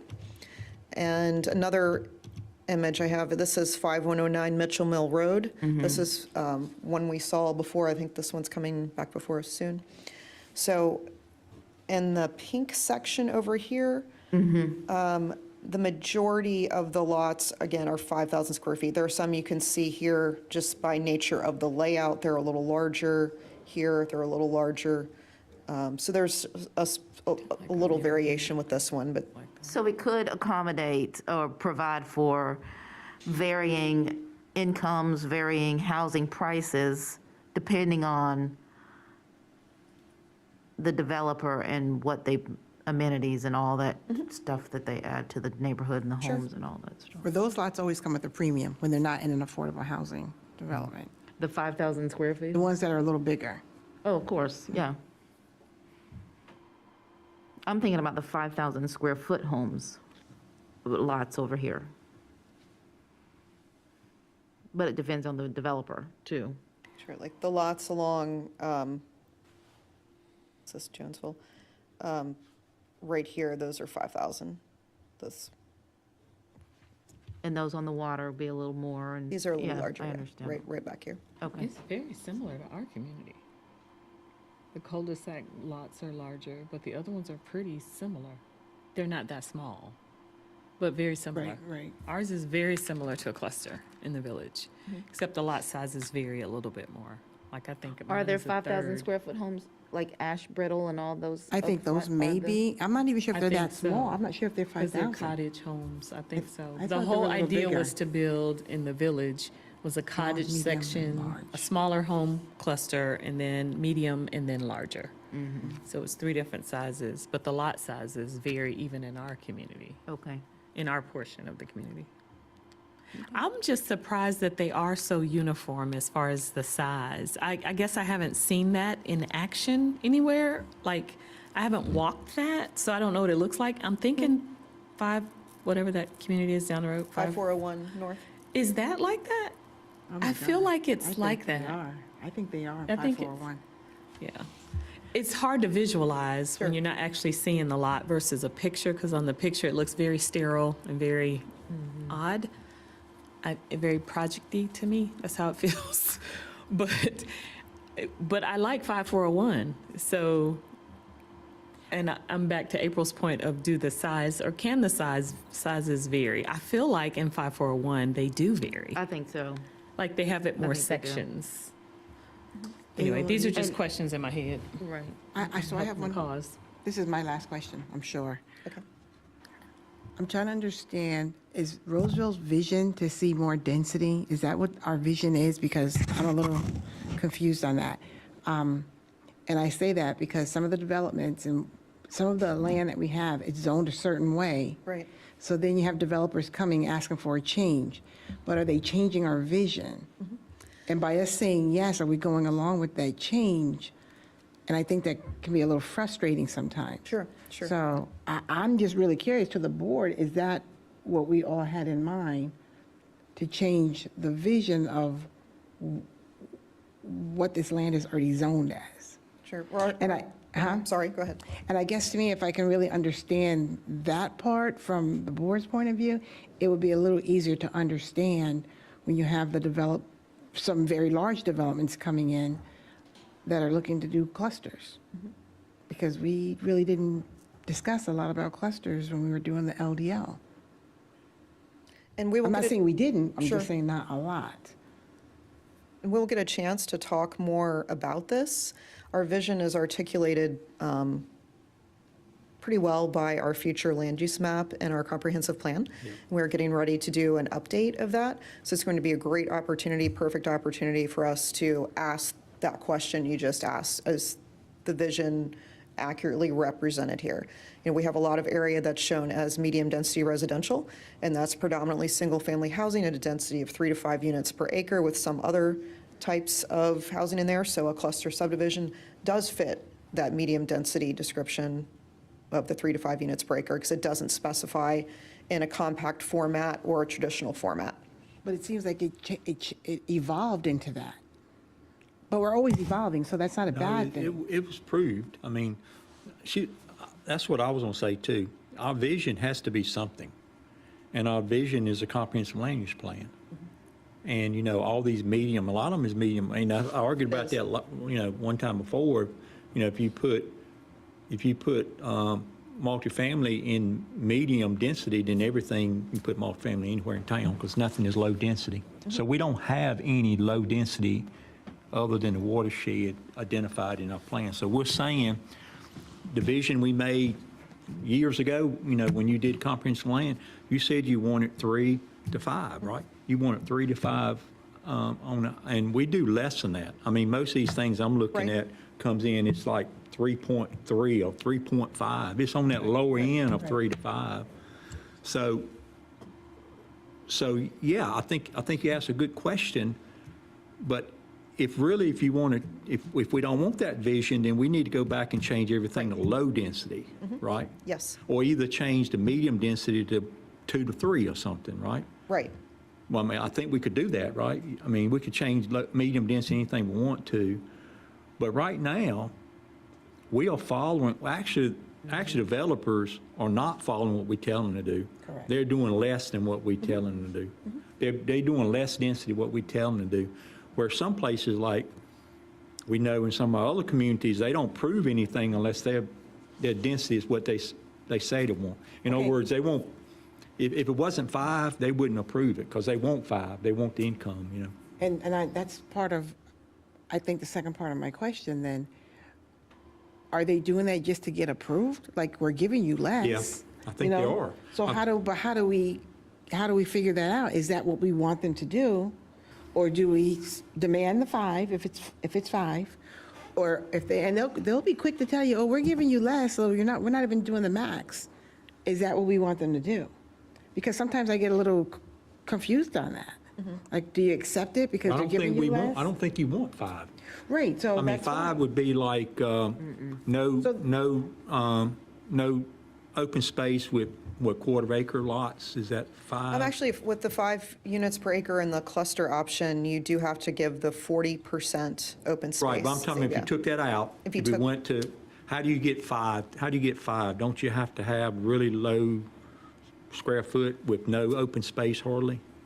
To get single family? Probably. It's a 85 to 8,700 square foot lot would be the straight math. You lose land for the streets and stormwater and other items like that. Yep.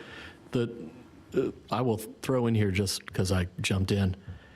The distinction that we're seeing, or the disconnect that I think we're seeing, is that a 5,000 square foot lot, when you see them lined up, does not match the eyeball test to a 3 unit per acre development, because it's not. If you have all 5,000 foot lots and you pack them into 43,560 square feet, you have an 8 unit per acre block. The neighborhood may be 3, but that's because there are 0 units per acre in an area of unused land that you don't see. And that's the vision. I think. That's the vision. Clear, I'm not saying we have to max it out. I was asking a And question. I think when I look at a map, and a good place to look is between here and Neuse River. It's very dense. I mean, Raleigh has built that out. And there's very little open space in there. They're all, like you saw on that other slide, they're not small lots, but they're all lots. There's no, There's lots you of can't, lots. There's lots of lots. Lots of lots, yeah, and it's no open space built in there. They're built right up to the creeks and everything that they can build up to. So, you're right, it's a look, Dave, but what looks better when you're looking at the community, if you got trees and stuff, in it, does that look better than all density? I don't know, I mean, Yeah, that's what I was gonna say. Like, anything we can do to preserve natural resources is what we need to do. Like, I mean, looks are everything else, but at the end of the day, once we clear cut something or something's clear cut, it's gone. I mean, it's gonna take forever to grow back. So it needs to be something that works around I that. wouldn't say anything, because you'll get anything. But I do agree that, I just wanted to know what the vision was. What are we looking to see? When you drive through Rolesville, are you looking to see a 5401 in Rolesville? Is that what the vision was from the beginning, even though I know it Quite pretty. evolved? Say it again? I said it's quite pretty. I do think this board Well, I'm needs saying, to is that go for out more Rolesville? and look at these. Correct. Because it's hard to visualize on a map. Right. Versus driving through a community and saying, oh, this feels nice, right? Right. So I think, and I'm not saying that you guys don't, I'm sure that you do, but I'm saying as a board, it would be nice to do a little field trip and see these things, because When they come when to they you, come you wanna forward, be able all to you say, see is a right. map and it looks very sterile. Like Morrisville, that's another one. Am I saying it right? The one that's near Cary or? Morrisville? Morrisville. Right, that one, I mean, they have all different types of zone, their zoning is, I mean, they have their low, their medium, their clusters, and it looks nice, but I just want to understand, is that what our vision is? That's what we're gonna discuss coming up, you said? Because we are evolving, and we need to, we have to change, I get that. But I just want to make sure that when I sit in a planning meeting and I hear it, and I sit here and I hear it, that we're all on the same page. Because planning had a lot of questions about clusters, because that wasn't something that they were used to seeing. So I'm like, if you all are not used to seeing it, we're coming back to the board and we're counting on what you all have discussed and came up with. We need to know too. So like you said, we need to get out and see it so that when we start discussing it and making these changes, that we're okay with it. So we won't spend 2 hours on one developer trying to figure out, wait, what is this? Why are you Amen. changing that? Yeah, no, I think it's also, you've got to consider, what are you after? Are you after, in other words, if you're after to keep congestion down on roads, then it's density you're talking about. You know, it doesn't matter. Trying to keep traffic down. and It's density. The more density you put in any area, the more cars you're going to have coming from Oh, that I thought you neighborhood. said the opposite of the two. Okay, So, correct. so it's density. It's not really, it doesn't matter if it's one house on 10 acres or one house on a quarter acre, you know, it's the same car. So it's the density. So, so that's what you need. What are we after here? Are we after, some towns are after tax base. If we're after tax base, that's much different than if we after keep our congestion low on our streets. Correct. And you do have some developers that will say to you, oh, this is going to contribute heavily to your tax base. We don't need you to figure that out. That's what we're here for. But we want to make sure that we're on the same page and we understand what we are looking to achieve here as a town. So I'm not saying I'm against clusters. I just want to understand it more and to make sure that is the goal in some areas in Rolesville to have clustering, and in some areas not. But if I'm understanding it correctly, a cluster is still medium density. Right. No, it doesn't, Based on the density, not the lot size. same number of homes. It's just how they're put on that piece of land. Yes. And the picture you had, the little diagram you had, it shows it well, yeah, that one. It does show it well, So it's the same number of homes, still medium density. but the lots are so much smaller. Yeah. And I don't know, you know, Aesthetically. it's funny, if you go, and I'm not going to say the neighborhood, but there's a neighborhood really close to mine. If you go there, they laid out like the one on our left, you know, in big lots. But they only put sod on a little square, and the rest of it is sort of the fringes of their lot. They really didn't develop the whole lot. I want to see that community. What is it? You can find it, but they didn't develop the Come on, whole, it's a they didn't new develop year. the whole thing. They developed a little place around the house, what they, you know, sod, pretty much. So Meredith, And the rest of it kind of just falls off, and so we had that discussion. You have to bring a lot of information to us so that we can really understand, be on the same page moving forward.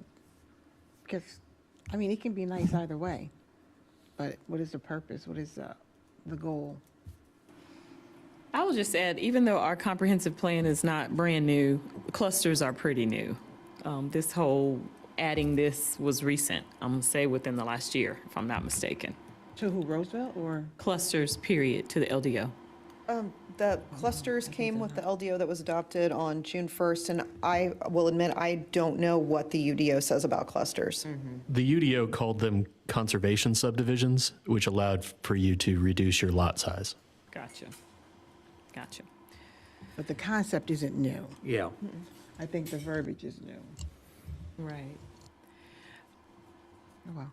I just think the pictures look real sterile to me.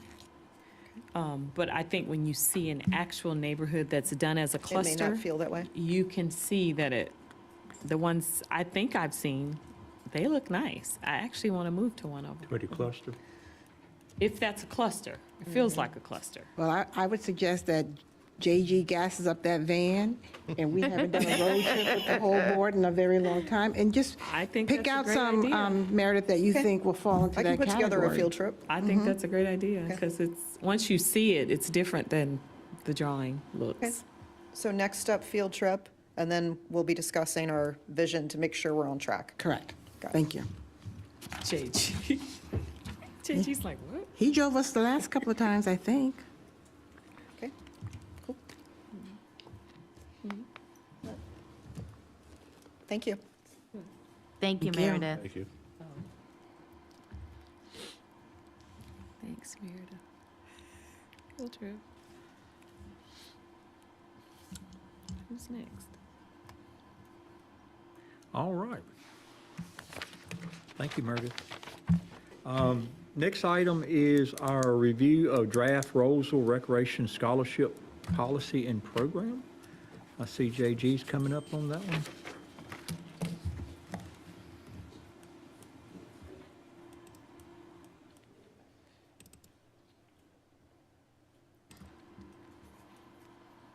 Good evening again. As we talked earlier, we started with the cost recovery policy, and while we were writing and editing that policy, the town manager and myself began talking about scholarship or financial assistance programs.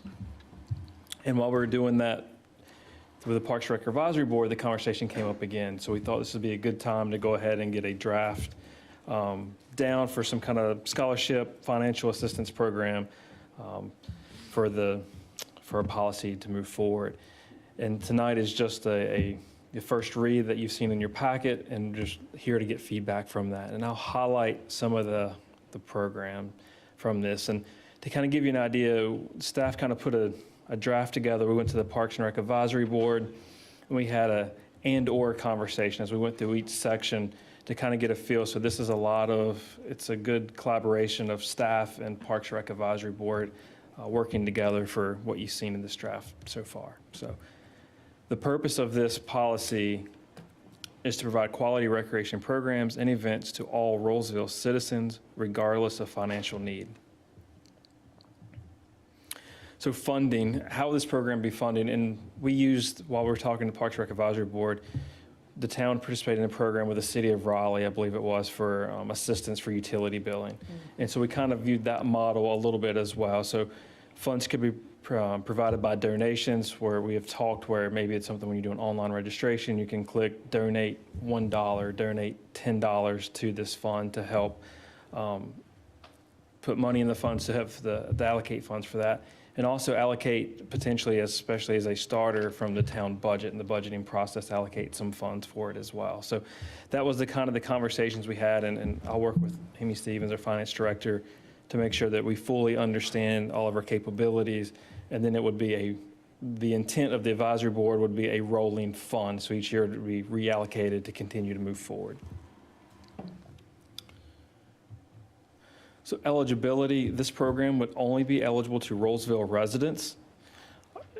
Applicants would have to fill out an application, and they would have to demonstrate their financial need. Some of the ways that we could verify that would be acceptance letter from the SNAP program, Medicaid, and household qualifies for free or reduced lunches through the Wake County Public School System. So those are programs that are already vetted out, so that would help staff make sure that we're giving families who actually are in need the assistance.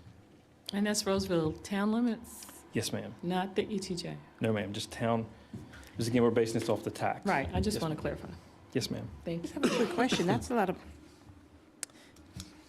it may just be me. Yes, ma'am. Isn't that like very personal information? It is, and so this would only be on an application process to be verified by staff to verify that the assistance is needed.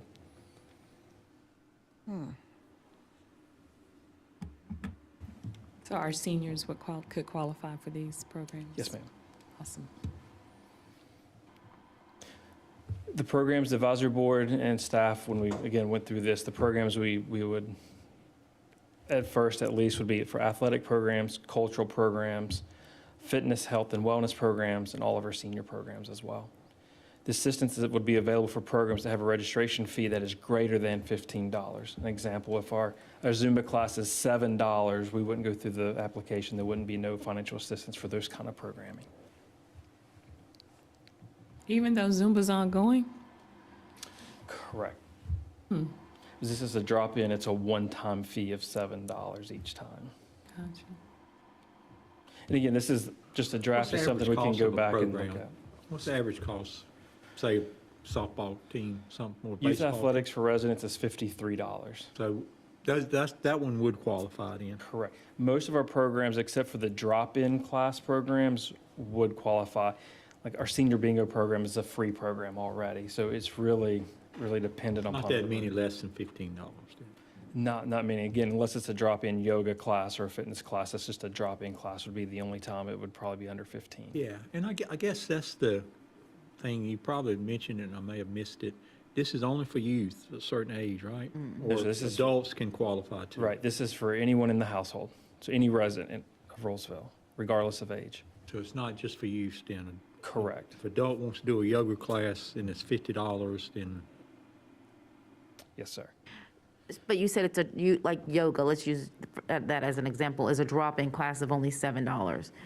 if there was expressed interest, would you consider something like a punch card for $30 or something so that they could qualify for the Right, so program? that's a good point. We do have, I believe, and I don't have it right off the top of my head, but we used to do, and I think we're still doing the passes for Zumba, which would be $25. I'm not sure of those exact numbers. Okay. But that could be something that we look at and make sure we word the policy correctly, so that could be a potential opportunity Okay. there.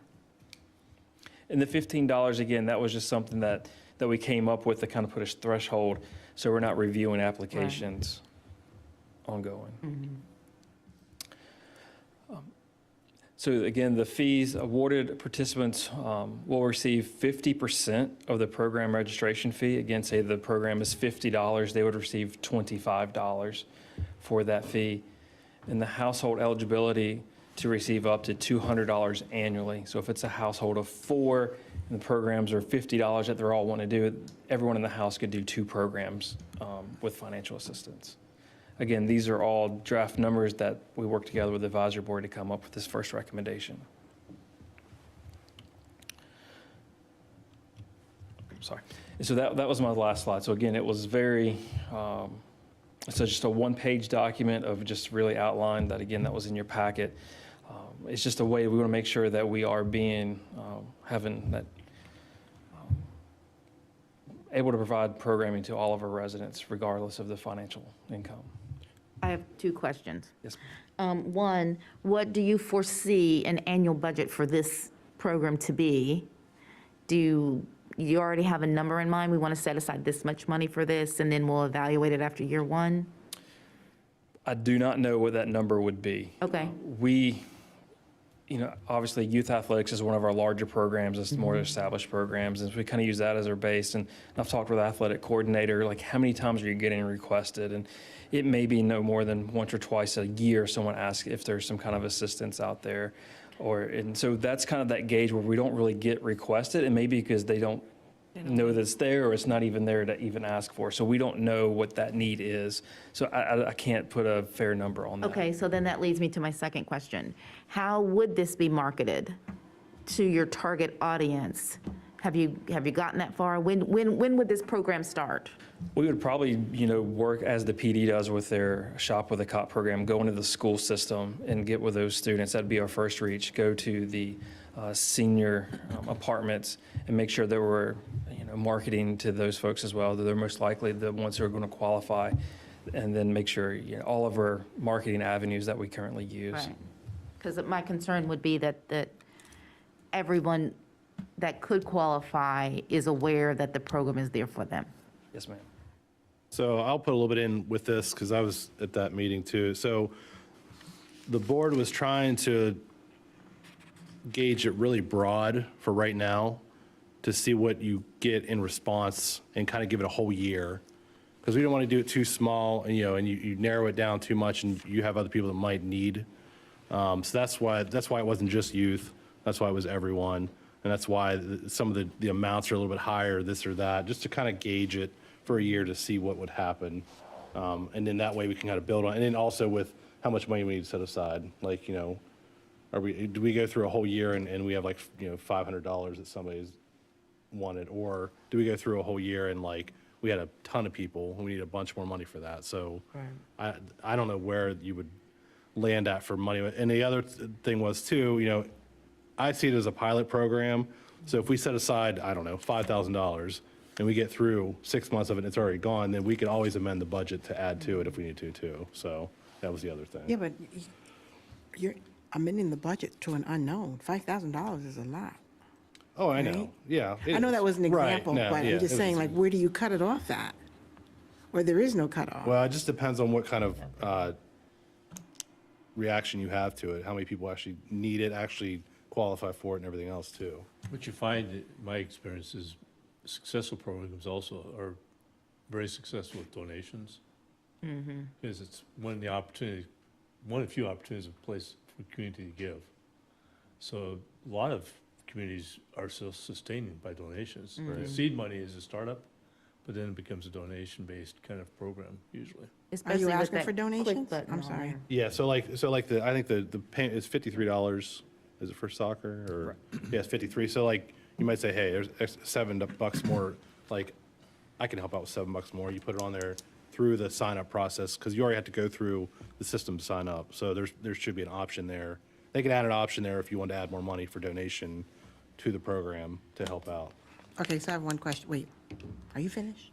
Yes. Okay, so one question.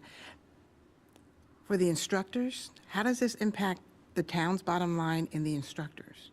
So internally, we would take those funds and move them to that line item to cover that. So line item is just a staff administrative. Okay. All right, thank you. I think it's a great idea. Great idea to assist people in our community that may need it, but need some vetting out to see where the need is. But I think as we market it, I think the need will pop up. Yeah, I hope it's wildly successful. So just for my clarification, as presented with really the numbers of what we're looking for and the population that we're, open to everyone, up to 50%, and we'll start $200 per household. As Commissioner Vilga said, this is more of a pilot program to kind of see where we fall. Maybe more that, we feel these are good starting points for the policy that can be amended as we go through. If this is still good with this board, we'll tighten this up a little bit and bring it back for you for adoption. So you need a policy in place before we start talking about budgets, I guess. Yeah, right? I mean, what we'll do is develop a resolution, bring it in old business next. And if you so choose to start it before July 1, then you may want to talk about a dollar amount. You want to Yeah, do a budget I amendment. think you mentioned last time we talked about this, you figured on July 1, didn't you? We figured because we're getting ready to start talking about the budget process, this is a good opportunity now so we can start planning for that next Yeah, 'cause budget. So I think if we have it ready, next month, and we'll adopt it by resolution, and we'll be ready to talk about it in the budget period. Yeah. I think that would be the good steps there. Does that land us before the next group of sports and all that starts? No. No, we do our fall athletic registration begins in April, May. Okay. And so it wouldn't hit that period. So we Again, might wanna- if you yeah. want to try and hit that, then you'll need a budget amendment that you would want to talk about Right. when you That's- adopt the resolution. Yeah. I'd like to see it start as soon as possible if we can. I mean, I don't want to start July 1st and we miss everything and we're still working through it. So, yeah, so we'll keep that in mind. Think about that. Yes, sir. Thank you. Anything else, JG? I think I'm on the next one too. It's a JG show. Feeling like Meredith a little bit tonight. Let's take board want to take a quick break? Let's take a break so you get teed up for the next one there, JG, and we'll come back at 10 minutes to 9 by that clock. Yeah. So it's a little less than 10-minute break, about an 8-minute break, and we'll come back. So we're in adjournment.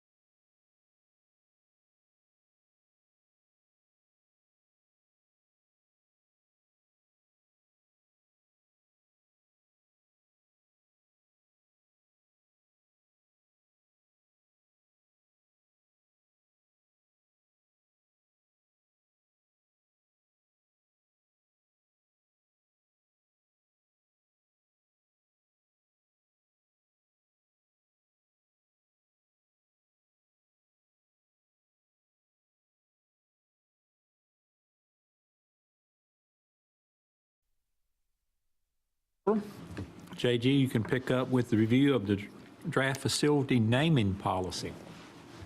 Sir, Mayor, thank you again.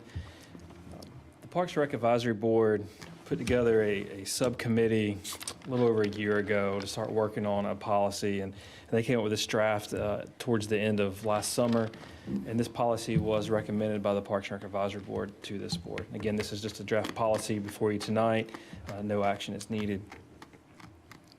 So the purpose of this, and let me give you a little bit of a background. This really came about, if you remember, Redford Place Park used to be known as Rolesville Community School Park when we were partnered with Wake County and community schools. That early 1990s model that Wake County Parks and Open Space and Wake County Public Schools and municipalities used to help build parks adjacent to school properties.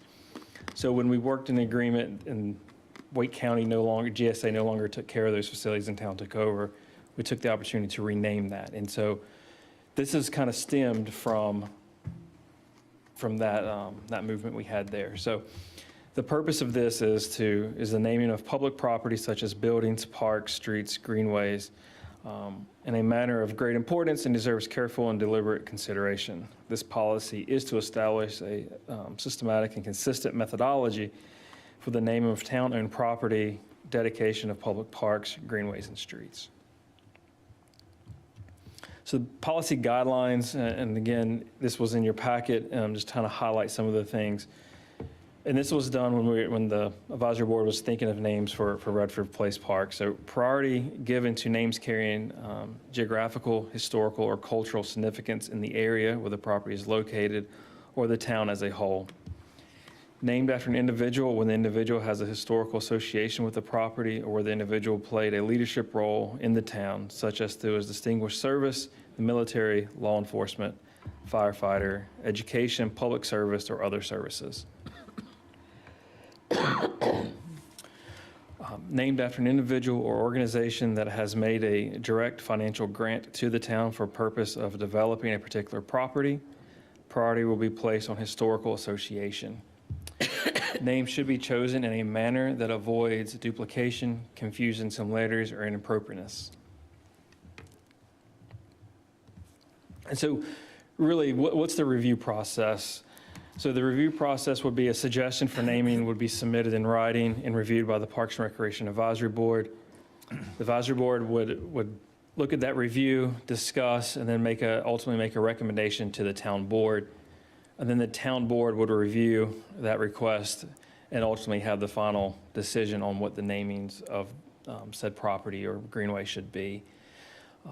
And at the bottom is just a picture of what really stemmed this whole conversation is how we switched one park name for another, realizing we didn't have any policy in place. So that's really what this policy is to kind of give us some kind of foundation on how moving forward as, as new parks are being developed or someone comes in, wants to make a large financial grant for naming rights of a property. How do we vet those? How do we go through those? It kind of gives us a set process. Financial grant of what amount? I feel like we need to clarify that, because I remember a time back in the day when somebody pulled out $1,500 talking about naming rights. I'm like, give me a break. $1,500? No. And we currently don't have any Yeah, values I think we need placed to on put a anything. number on that. I mean, it should be substantial. It shouldn't be $1,000. It shouldn't be $1,500 realistically.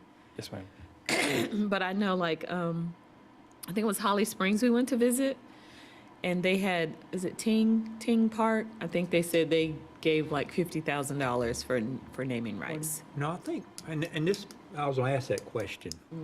It's one thing to name it a park, but some of them have a temporary, they'll buy Ting, I think it's, they may have did it for 5 years or something. They're going to be called Ting Park for 10 years or something. So it's a set of money for amount of time. Does this provide something like that?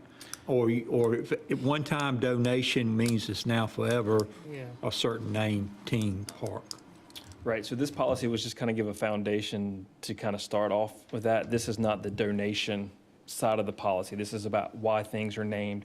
Because as you mentioned, Ting Park, or say the farm, we use that as an example. That's something here right? It could always be known as the farm, but it could be, Bank of America at the farm, or it has that name, or Redford Place Park, but it could be, ABC Company at Redford Place Park. Right, So you have- Coastal Music Park does it. Yes, ma'am, thank you. Yeah, Coastal, we sponsor for 5 years Well, at a if you time. name it a bank, it's going to change about 4 or 5 times. So that's more of right.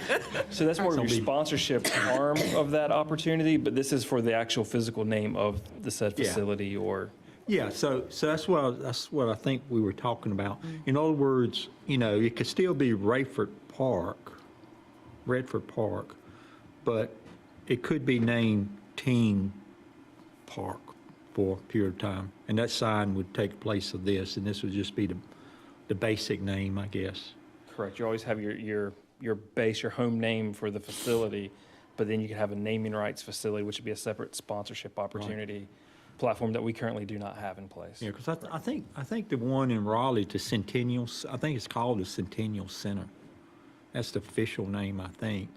But it's been called RBC Center, it's been called PNC Center, they put the name. You talking about the arena? Yeah, they put their name on it. In other words, they put their name on it. Yeah, they get naming rights for agreements for 5 years or 10 years or whatever.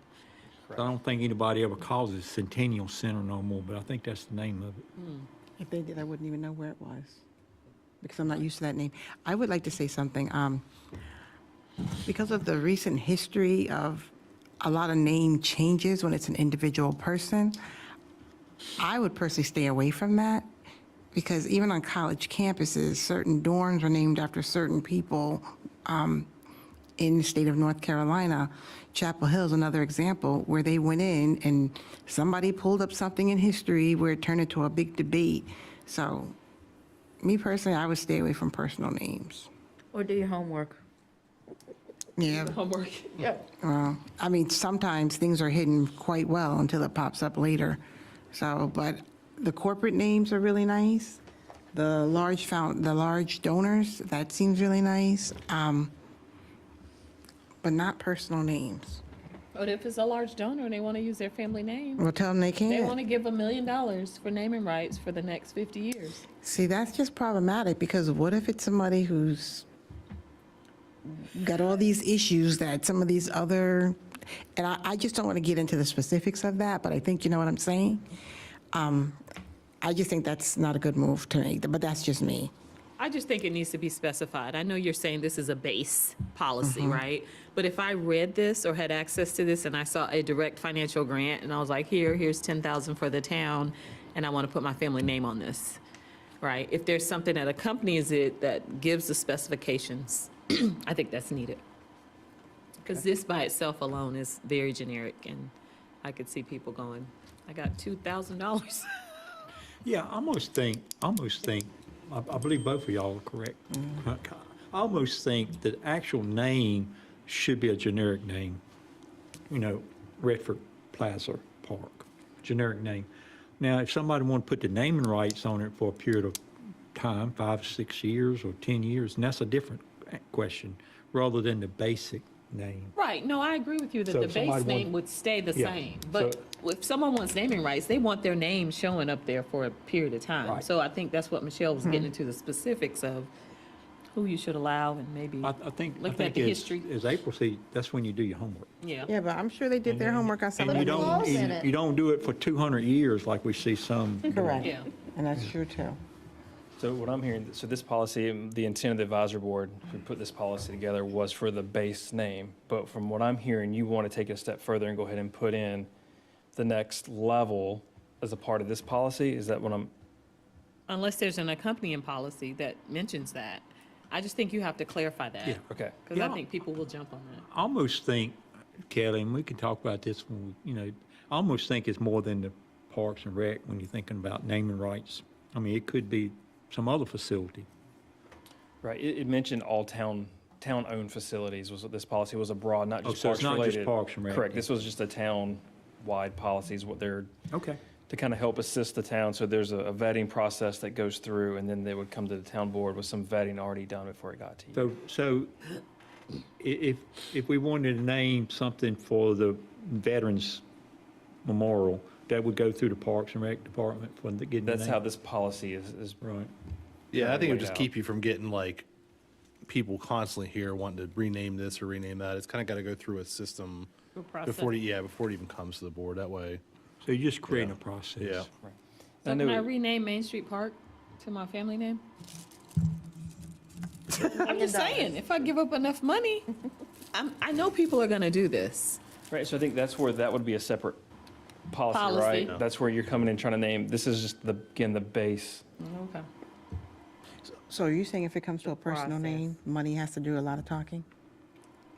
I'm just I would say saying. so, because just for an example, I'm not going to give you an example because I don't want to say a name, but there is a park that was named after somebody from way back in history, and every state that had that name for a park or a building, there's people out there picketing. Like, he was this, he was that, you know what I mean? So that's why I said no I think your names. policy has to call some of that out. I mean, But it is a anything good start, though. that is a dig on the town or is, whatever.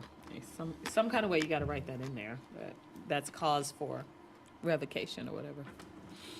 But yeah, I do think there's a separate component because I know that's gonna come up. I know people now probably waiting in the wings.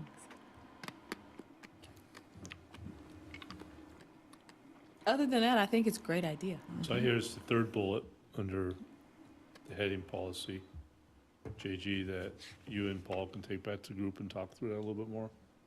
Let's see, but it's that third bullet feels like needs a little bit more. Correct. If it comes back saying the Paul Vilga JG Park, No, ma'am. we know what happened.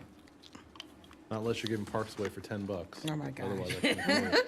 I got 1,500. But it's good that it's going to land somewhere, because I always wondered about that, like, who's going to do that? Who's going to organize that? So we'll take this back to the advisory board and kind of work through these, and it may be, a month or so before we come back. Another work session, I believe, would be the appropriate time to present this to the board again and kind of clean that up. So thank you. Any other comments or anything you'd like to see as we go back and work on this? Thank you. Thank you. Thank you, Thank you, JG. Appreciate that. Okay. Next item, approve reclassification of customer support specialist position to customer care specialist. Welcome back, Lisa. Thank you very much. As you all know, there was an organizational assessment conducted back in 2020. And one of the recommendations that came from that organizational assessment was the creation of a centralized administrative support pool to perform administrative duties throughout the organization. Currently, we have a customer support specialist position, and that position basically is the pool. That position provides administrative and clerical support for all departments within the town of Rolesville. Even though we had that formal organizational assessment done in 2020, any successful organization does informal organizational assessments as they go along. They do it on a consistent basis. And that's what we've done. We took another look at the customer support specialist position, the current duties, and the expectations for that position. And we found that the job description does not match what that position actually does.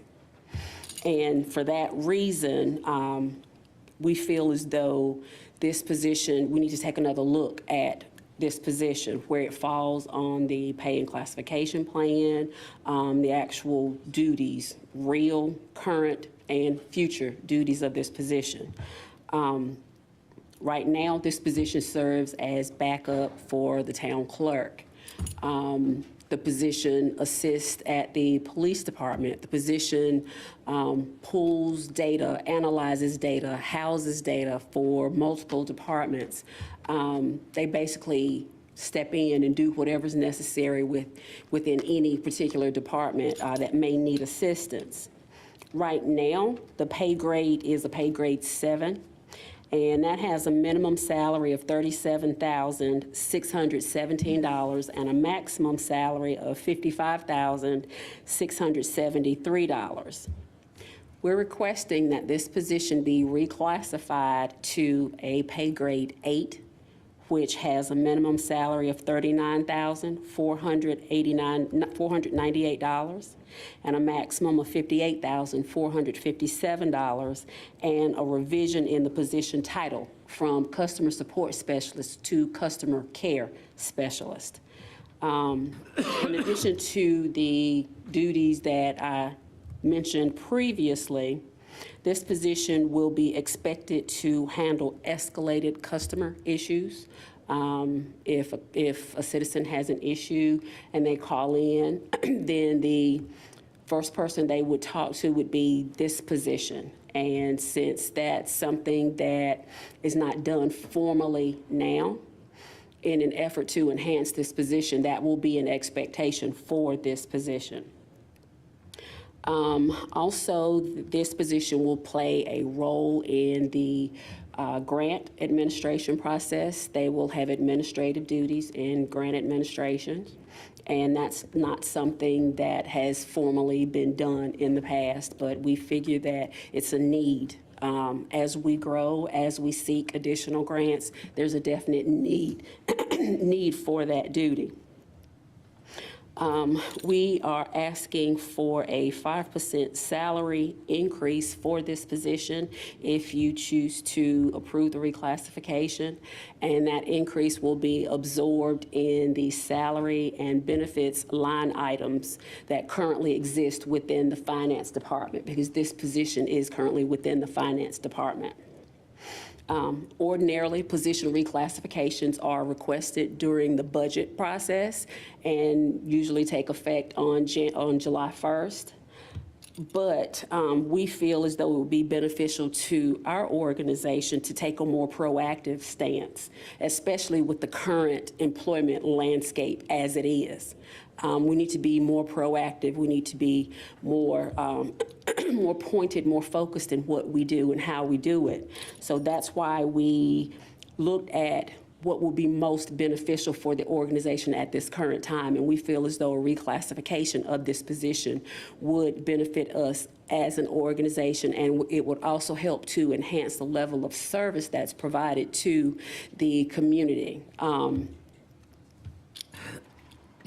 A mid-year reclassification is not unheard of, but as I said before, sometimes we get caught up in the way we've always done things. But I think if we're going to position ourselves to be the employer of choice, we have to do things a little bit differently sometimes. That's why I'm coming before you tonight to make this request for a mid-year reclassification. And I am requesting that this reclassification become effective January 1st if you choose to approve the reclassification. And as I said, I think it would provide enhanced customer service to our internal and our external customers, as well as enhance organizational functionality. So I thank you for your consideration for the request. What was that? What is the salary right now? You said 37? Right now, it is a pay grade 7, which is $37,617. The maximum is $55,673. That's the current pay grade. But the new pay grade would be a pay grade 8, and that minimum is $39,498. The maximum is $58,457. So when you say employer of choice, you mean to be more competitive with the other municipalities? Yes, yes, with the other municipalities and also with private industry. The pandemic changed everything, and I just feel that we need to be a little bit more nimble and pivot when necessary, not necessarily when it's expected. Yeah, and I really like that. Thank you, Lisa. I think we should take Lisa's advice. I mean, she's the expert here. And I guess the person, I think you said this already, the person is actually doing this higher work than getting paid for. And if that's the case, then, you know, I don't think it's something to really, you know, not move forward on. Wait, I'm sorry, somebody's already in this role? Ordinarily, it's an HR practice to look at positions and not people, but sometimes you can't separate the two. The person in the position currently does all of this and anything else that's asked.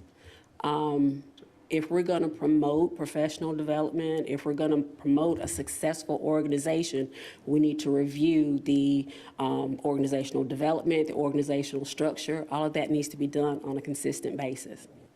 Even if someone leaves the organization, we need to take a look at what's necessary to get the job done in that department. Is that position necessary? Does the job description need to be revised? All of that needs to be taken into consideration. And I was wondering, where are they going to go? Do they have an office? Do they have a desk? So Like, they're there's already an there. incumbent in that position. I missed that part. Actually, it's one of those things that happens in all organizations. As people grow, they take on more and more where they work themselves into a higher paid position. And, and I think, Lisa being here, she has a hands on finger on the pulse where she can recognize, what's going on and kind of help us make the right decision. And I don't know. I don't know why we wouldn't unless somebody, thinks something different. So I'll move to approve the Thank you, Paul. classification That's what I was waiting of the for. customer support specialist position to customer care specialist. Amen. Second. Second. We'll give Sheila a second on that one. Is there any other discussion? No. If not, all in favor say aye. Aye. Any opposed? Not hearing it. I think it's unanimous, Madam Clerk. Thank you, Board. Thank you, Lisa. I really Thank you. appreciate it. Thank you. This is important, and I thank you for doing this, really. The next and final item under the new business is adoption of a settlement agreement with Cobblestone. Information to be provided at the meeting, and this is a public, informational period. So, Dave, I'm assuming you're going to run with this one? Thank you, Mr. Mayor. Board members have received a copy of the proposed mediated settlement conference agreement, which has already been signed by Cobblestone Crossing. This agreement captures in writing the terms that were reached as part of the mediated settlement conference between the town and the developer back in November. You should also have at your place a memo summarizing the agreement's highlights. It's my opinion that the agreement is a good outcome for the town and consistent with the goals of the board and the guidance given to my office. The agreement frees the town to pursue its own goals with regard to town facilities, including the Veterans Memorial, while aiding Cobblestone's efforts to bring the crossing project on Main Street to a success. And I am happy to answer any questions. If those are appropriate for a public session, we can do that now, or if we need to go into closed session, we can do that. But otherwise, if there are no questions, a motion to approve would be in order. I have one question. You mentioned it before. I know we talked about it, but can you just, on page 5, 6D, in regards to the parking requirements.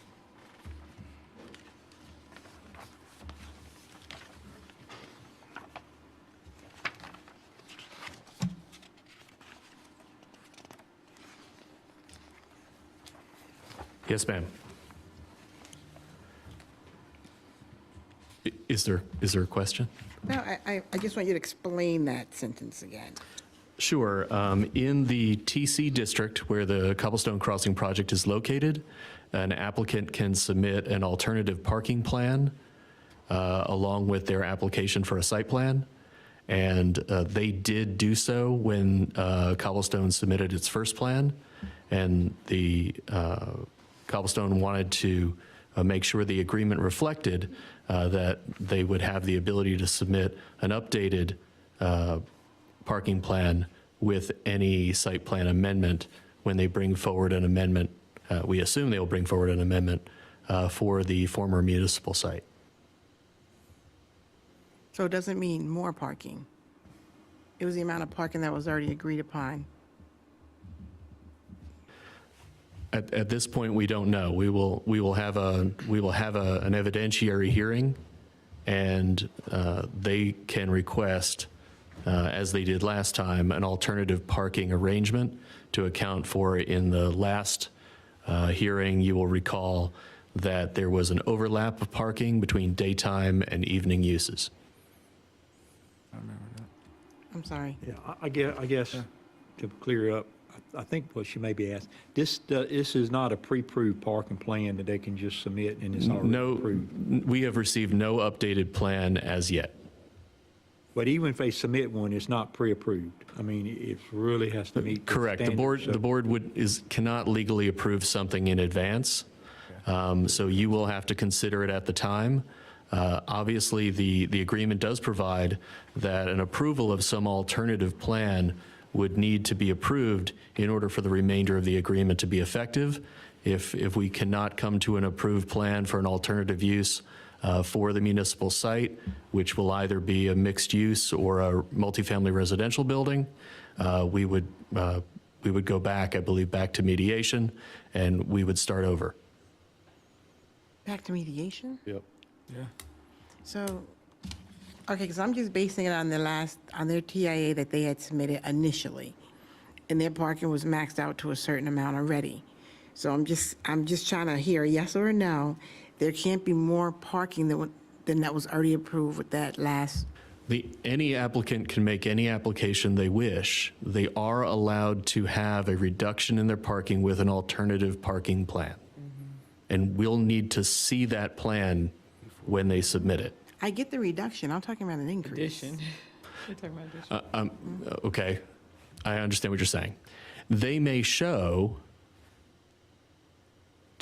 well, maybe I don't follow. Do you not want there to be more parking? Well, how can they be if they're already maxed out on it? The building or buildings They won't be may there. move around, or they are amending their site plan. You don't want to lose parking. You'll take more parking. Correct. Yeah. Well, if they're listening, I'm sure No, they'll I'm take just that trying to under understand advisement. that, and that's fine. I'm not, But before, we were going to have our building there. Right. Which would be shared parking with them. Our building's not there anymore. correct. So the that gives par- them more parking opportunity, unless they propose something else. And that's what I was asked. That's what I was asking. And we won't know until And they. that's what I was Yeah, asking but it right still has to there. meet requirements, though, of Right. parking. That was it. I just wanted to make sure. I think what maybe the question the board may be thinking about, David, if they come up with something that's going to require a lot more parking, that's different from what you're saying here, right? Correct. Just like any applicant, this Cobblestone Crossing, when they submit, knows that they will need to comply with the requirements of the old UDO and the TC district. So if their new use, for example, just required per the ordinance a large number of extra parking spaces, unless they can show an alternative parking plan to get them down to what is required, then they likely wouldn't get past the staff review. Right. It wouldn't meet the requirements. Correct. So there's a calculated standard amount of parking that can be reduced with an engineer's assessment of a reduced parking need.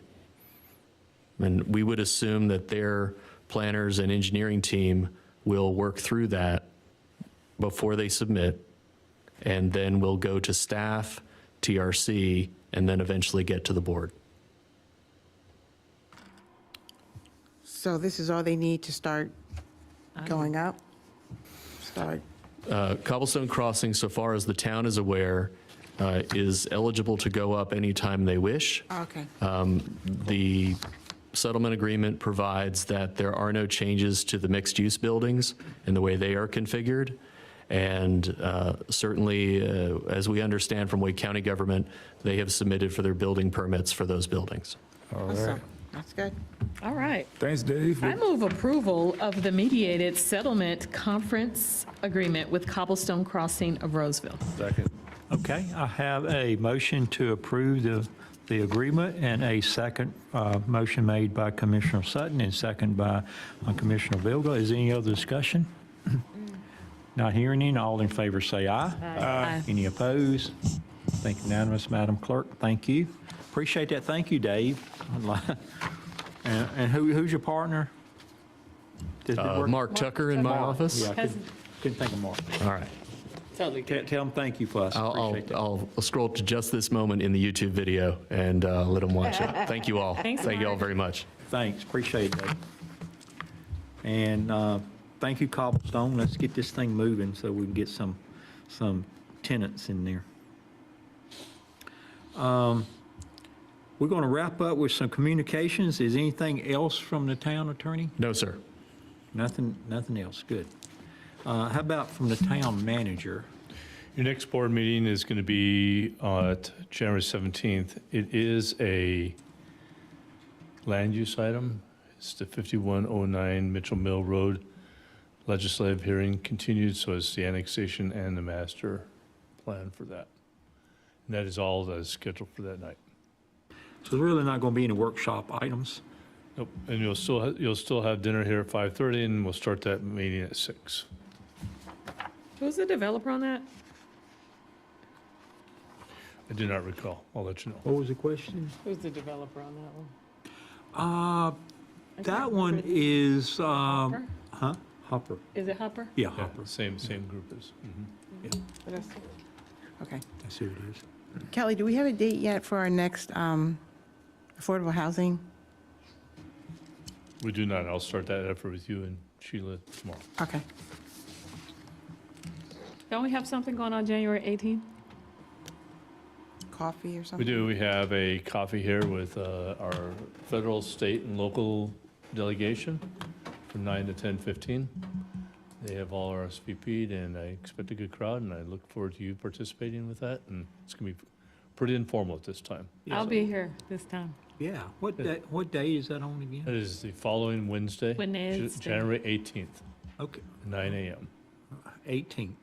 Yes. Yeah, I like the 9 a.m. Appreciate that, especially after our meeting. that's cool. Yeah, it's on my calendar. So, I don't know. I mean, we got some new people that's representing us from actually all branches, really. So, you know, I think they need to know where Rolesville is at. And some things about Rolesville, so. I'm actually glad we have Willie Rowe coming because he's really Wake County, not really Rolesville per se. But it'd be interesting to hear how some of the things that happen where his jurisdiction is filters over into Rolesville. So that Yeah, would be but interesting. really, Into all municipalities, not just Yeah. Rolesville, let me just say that. really, between his jurisdiction and Chief Simmons, I mean, they're just like this. Overlap. You know, we had the incident where Wake County fired a gun into Rolesville. We had that recently in another municipality. So I think it should be a good relationship between Right. our departments and the, you know, way our road system is designed, you know, one side of the road is in town, the other side is in the county. So, No, I think it's a good thing.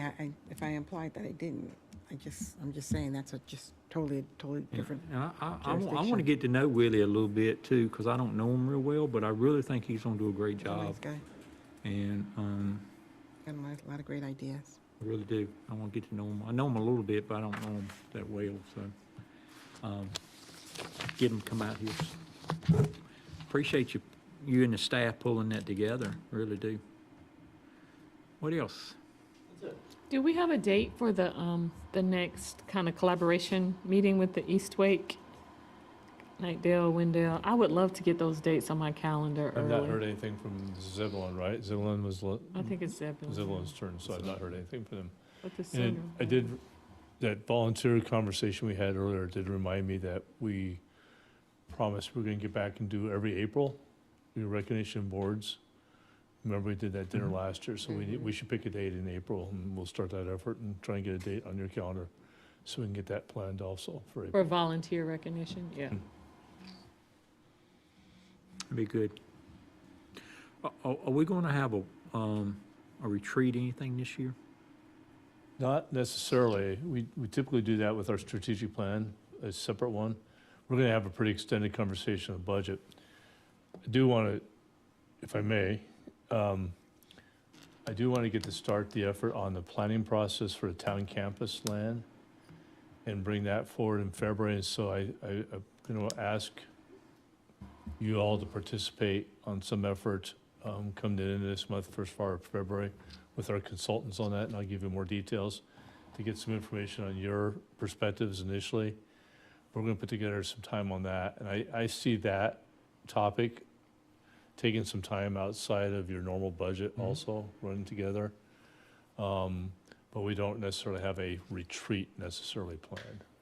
Okay, well, I don't know if would you guys feel like we need to have one as a board, or, I know we typically have one. If we don't have one, I think we do need to have something where, you know, we can come together and get some ideas going for the budget. Right. And I'll give you one that I've been pondering, and I think Paul brought it up a couple sessions ago.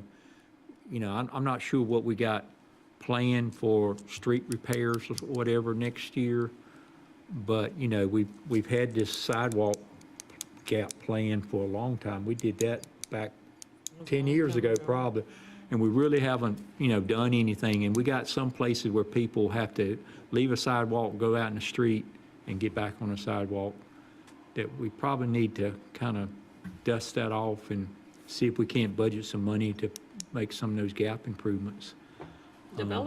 Developers can help with that. Yeah. It's some that's. I'm just saying, when there's opportunity, let's make it happen.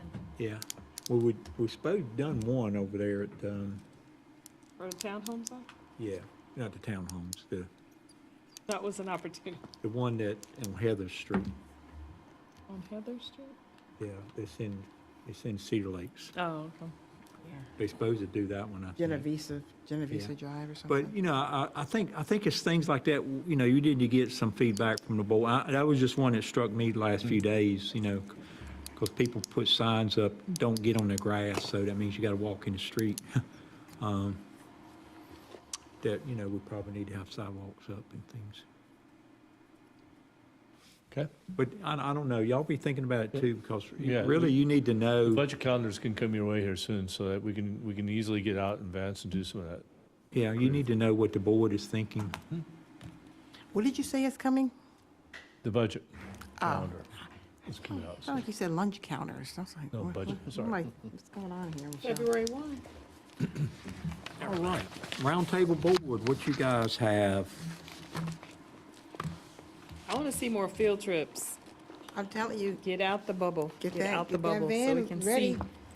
And I think we need to see how other communities are developing. And not that we're trying to mimic them, we're trying to learn from them, whether they didn't do it so well or whether they are doing it well.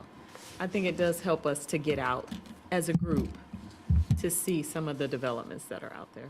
Because the maps are one thing, but the actual walking around and seeing how people live, work, and play is another. So that's what I would encourage.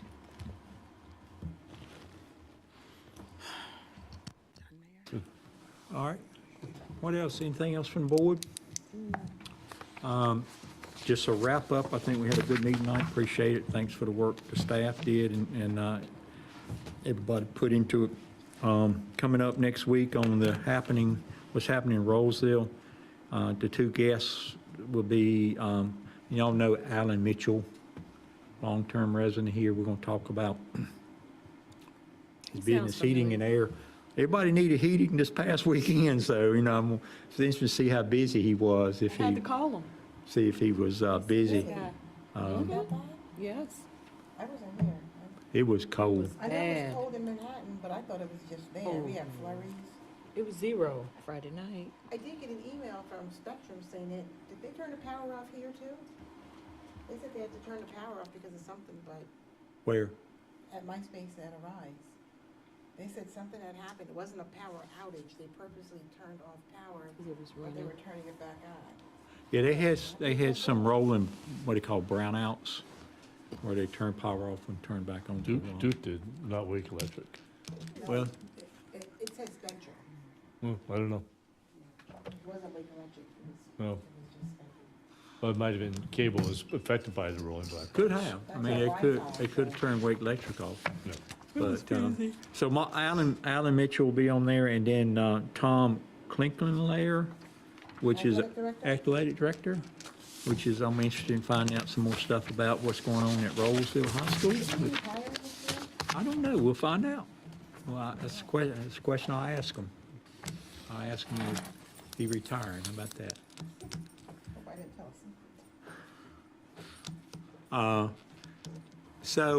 Anything else?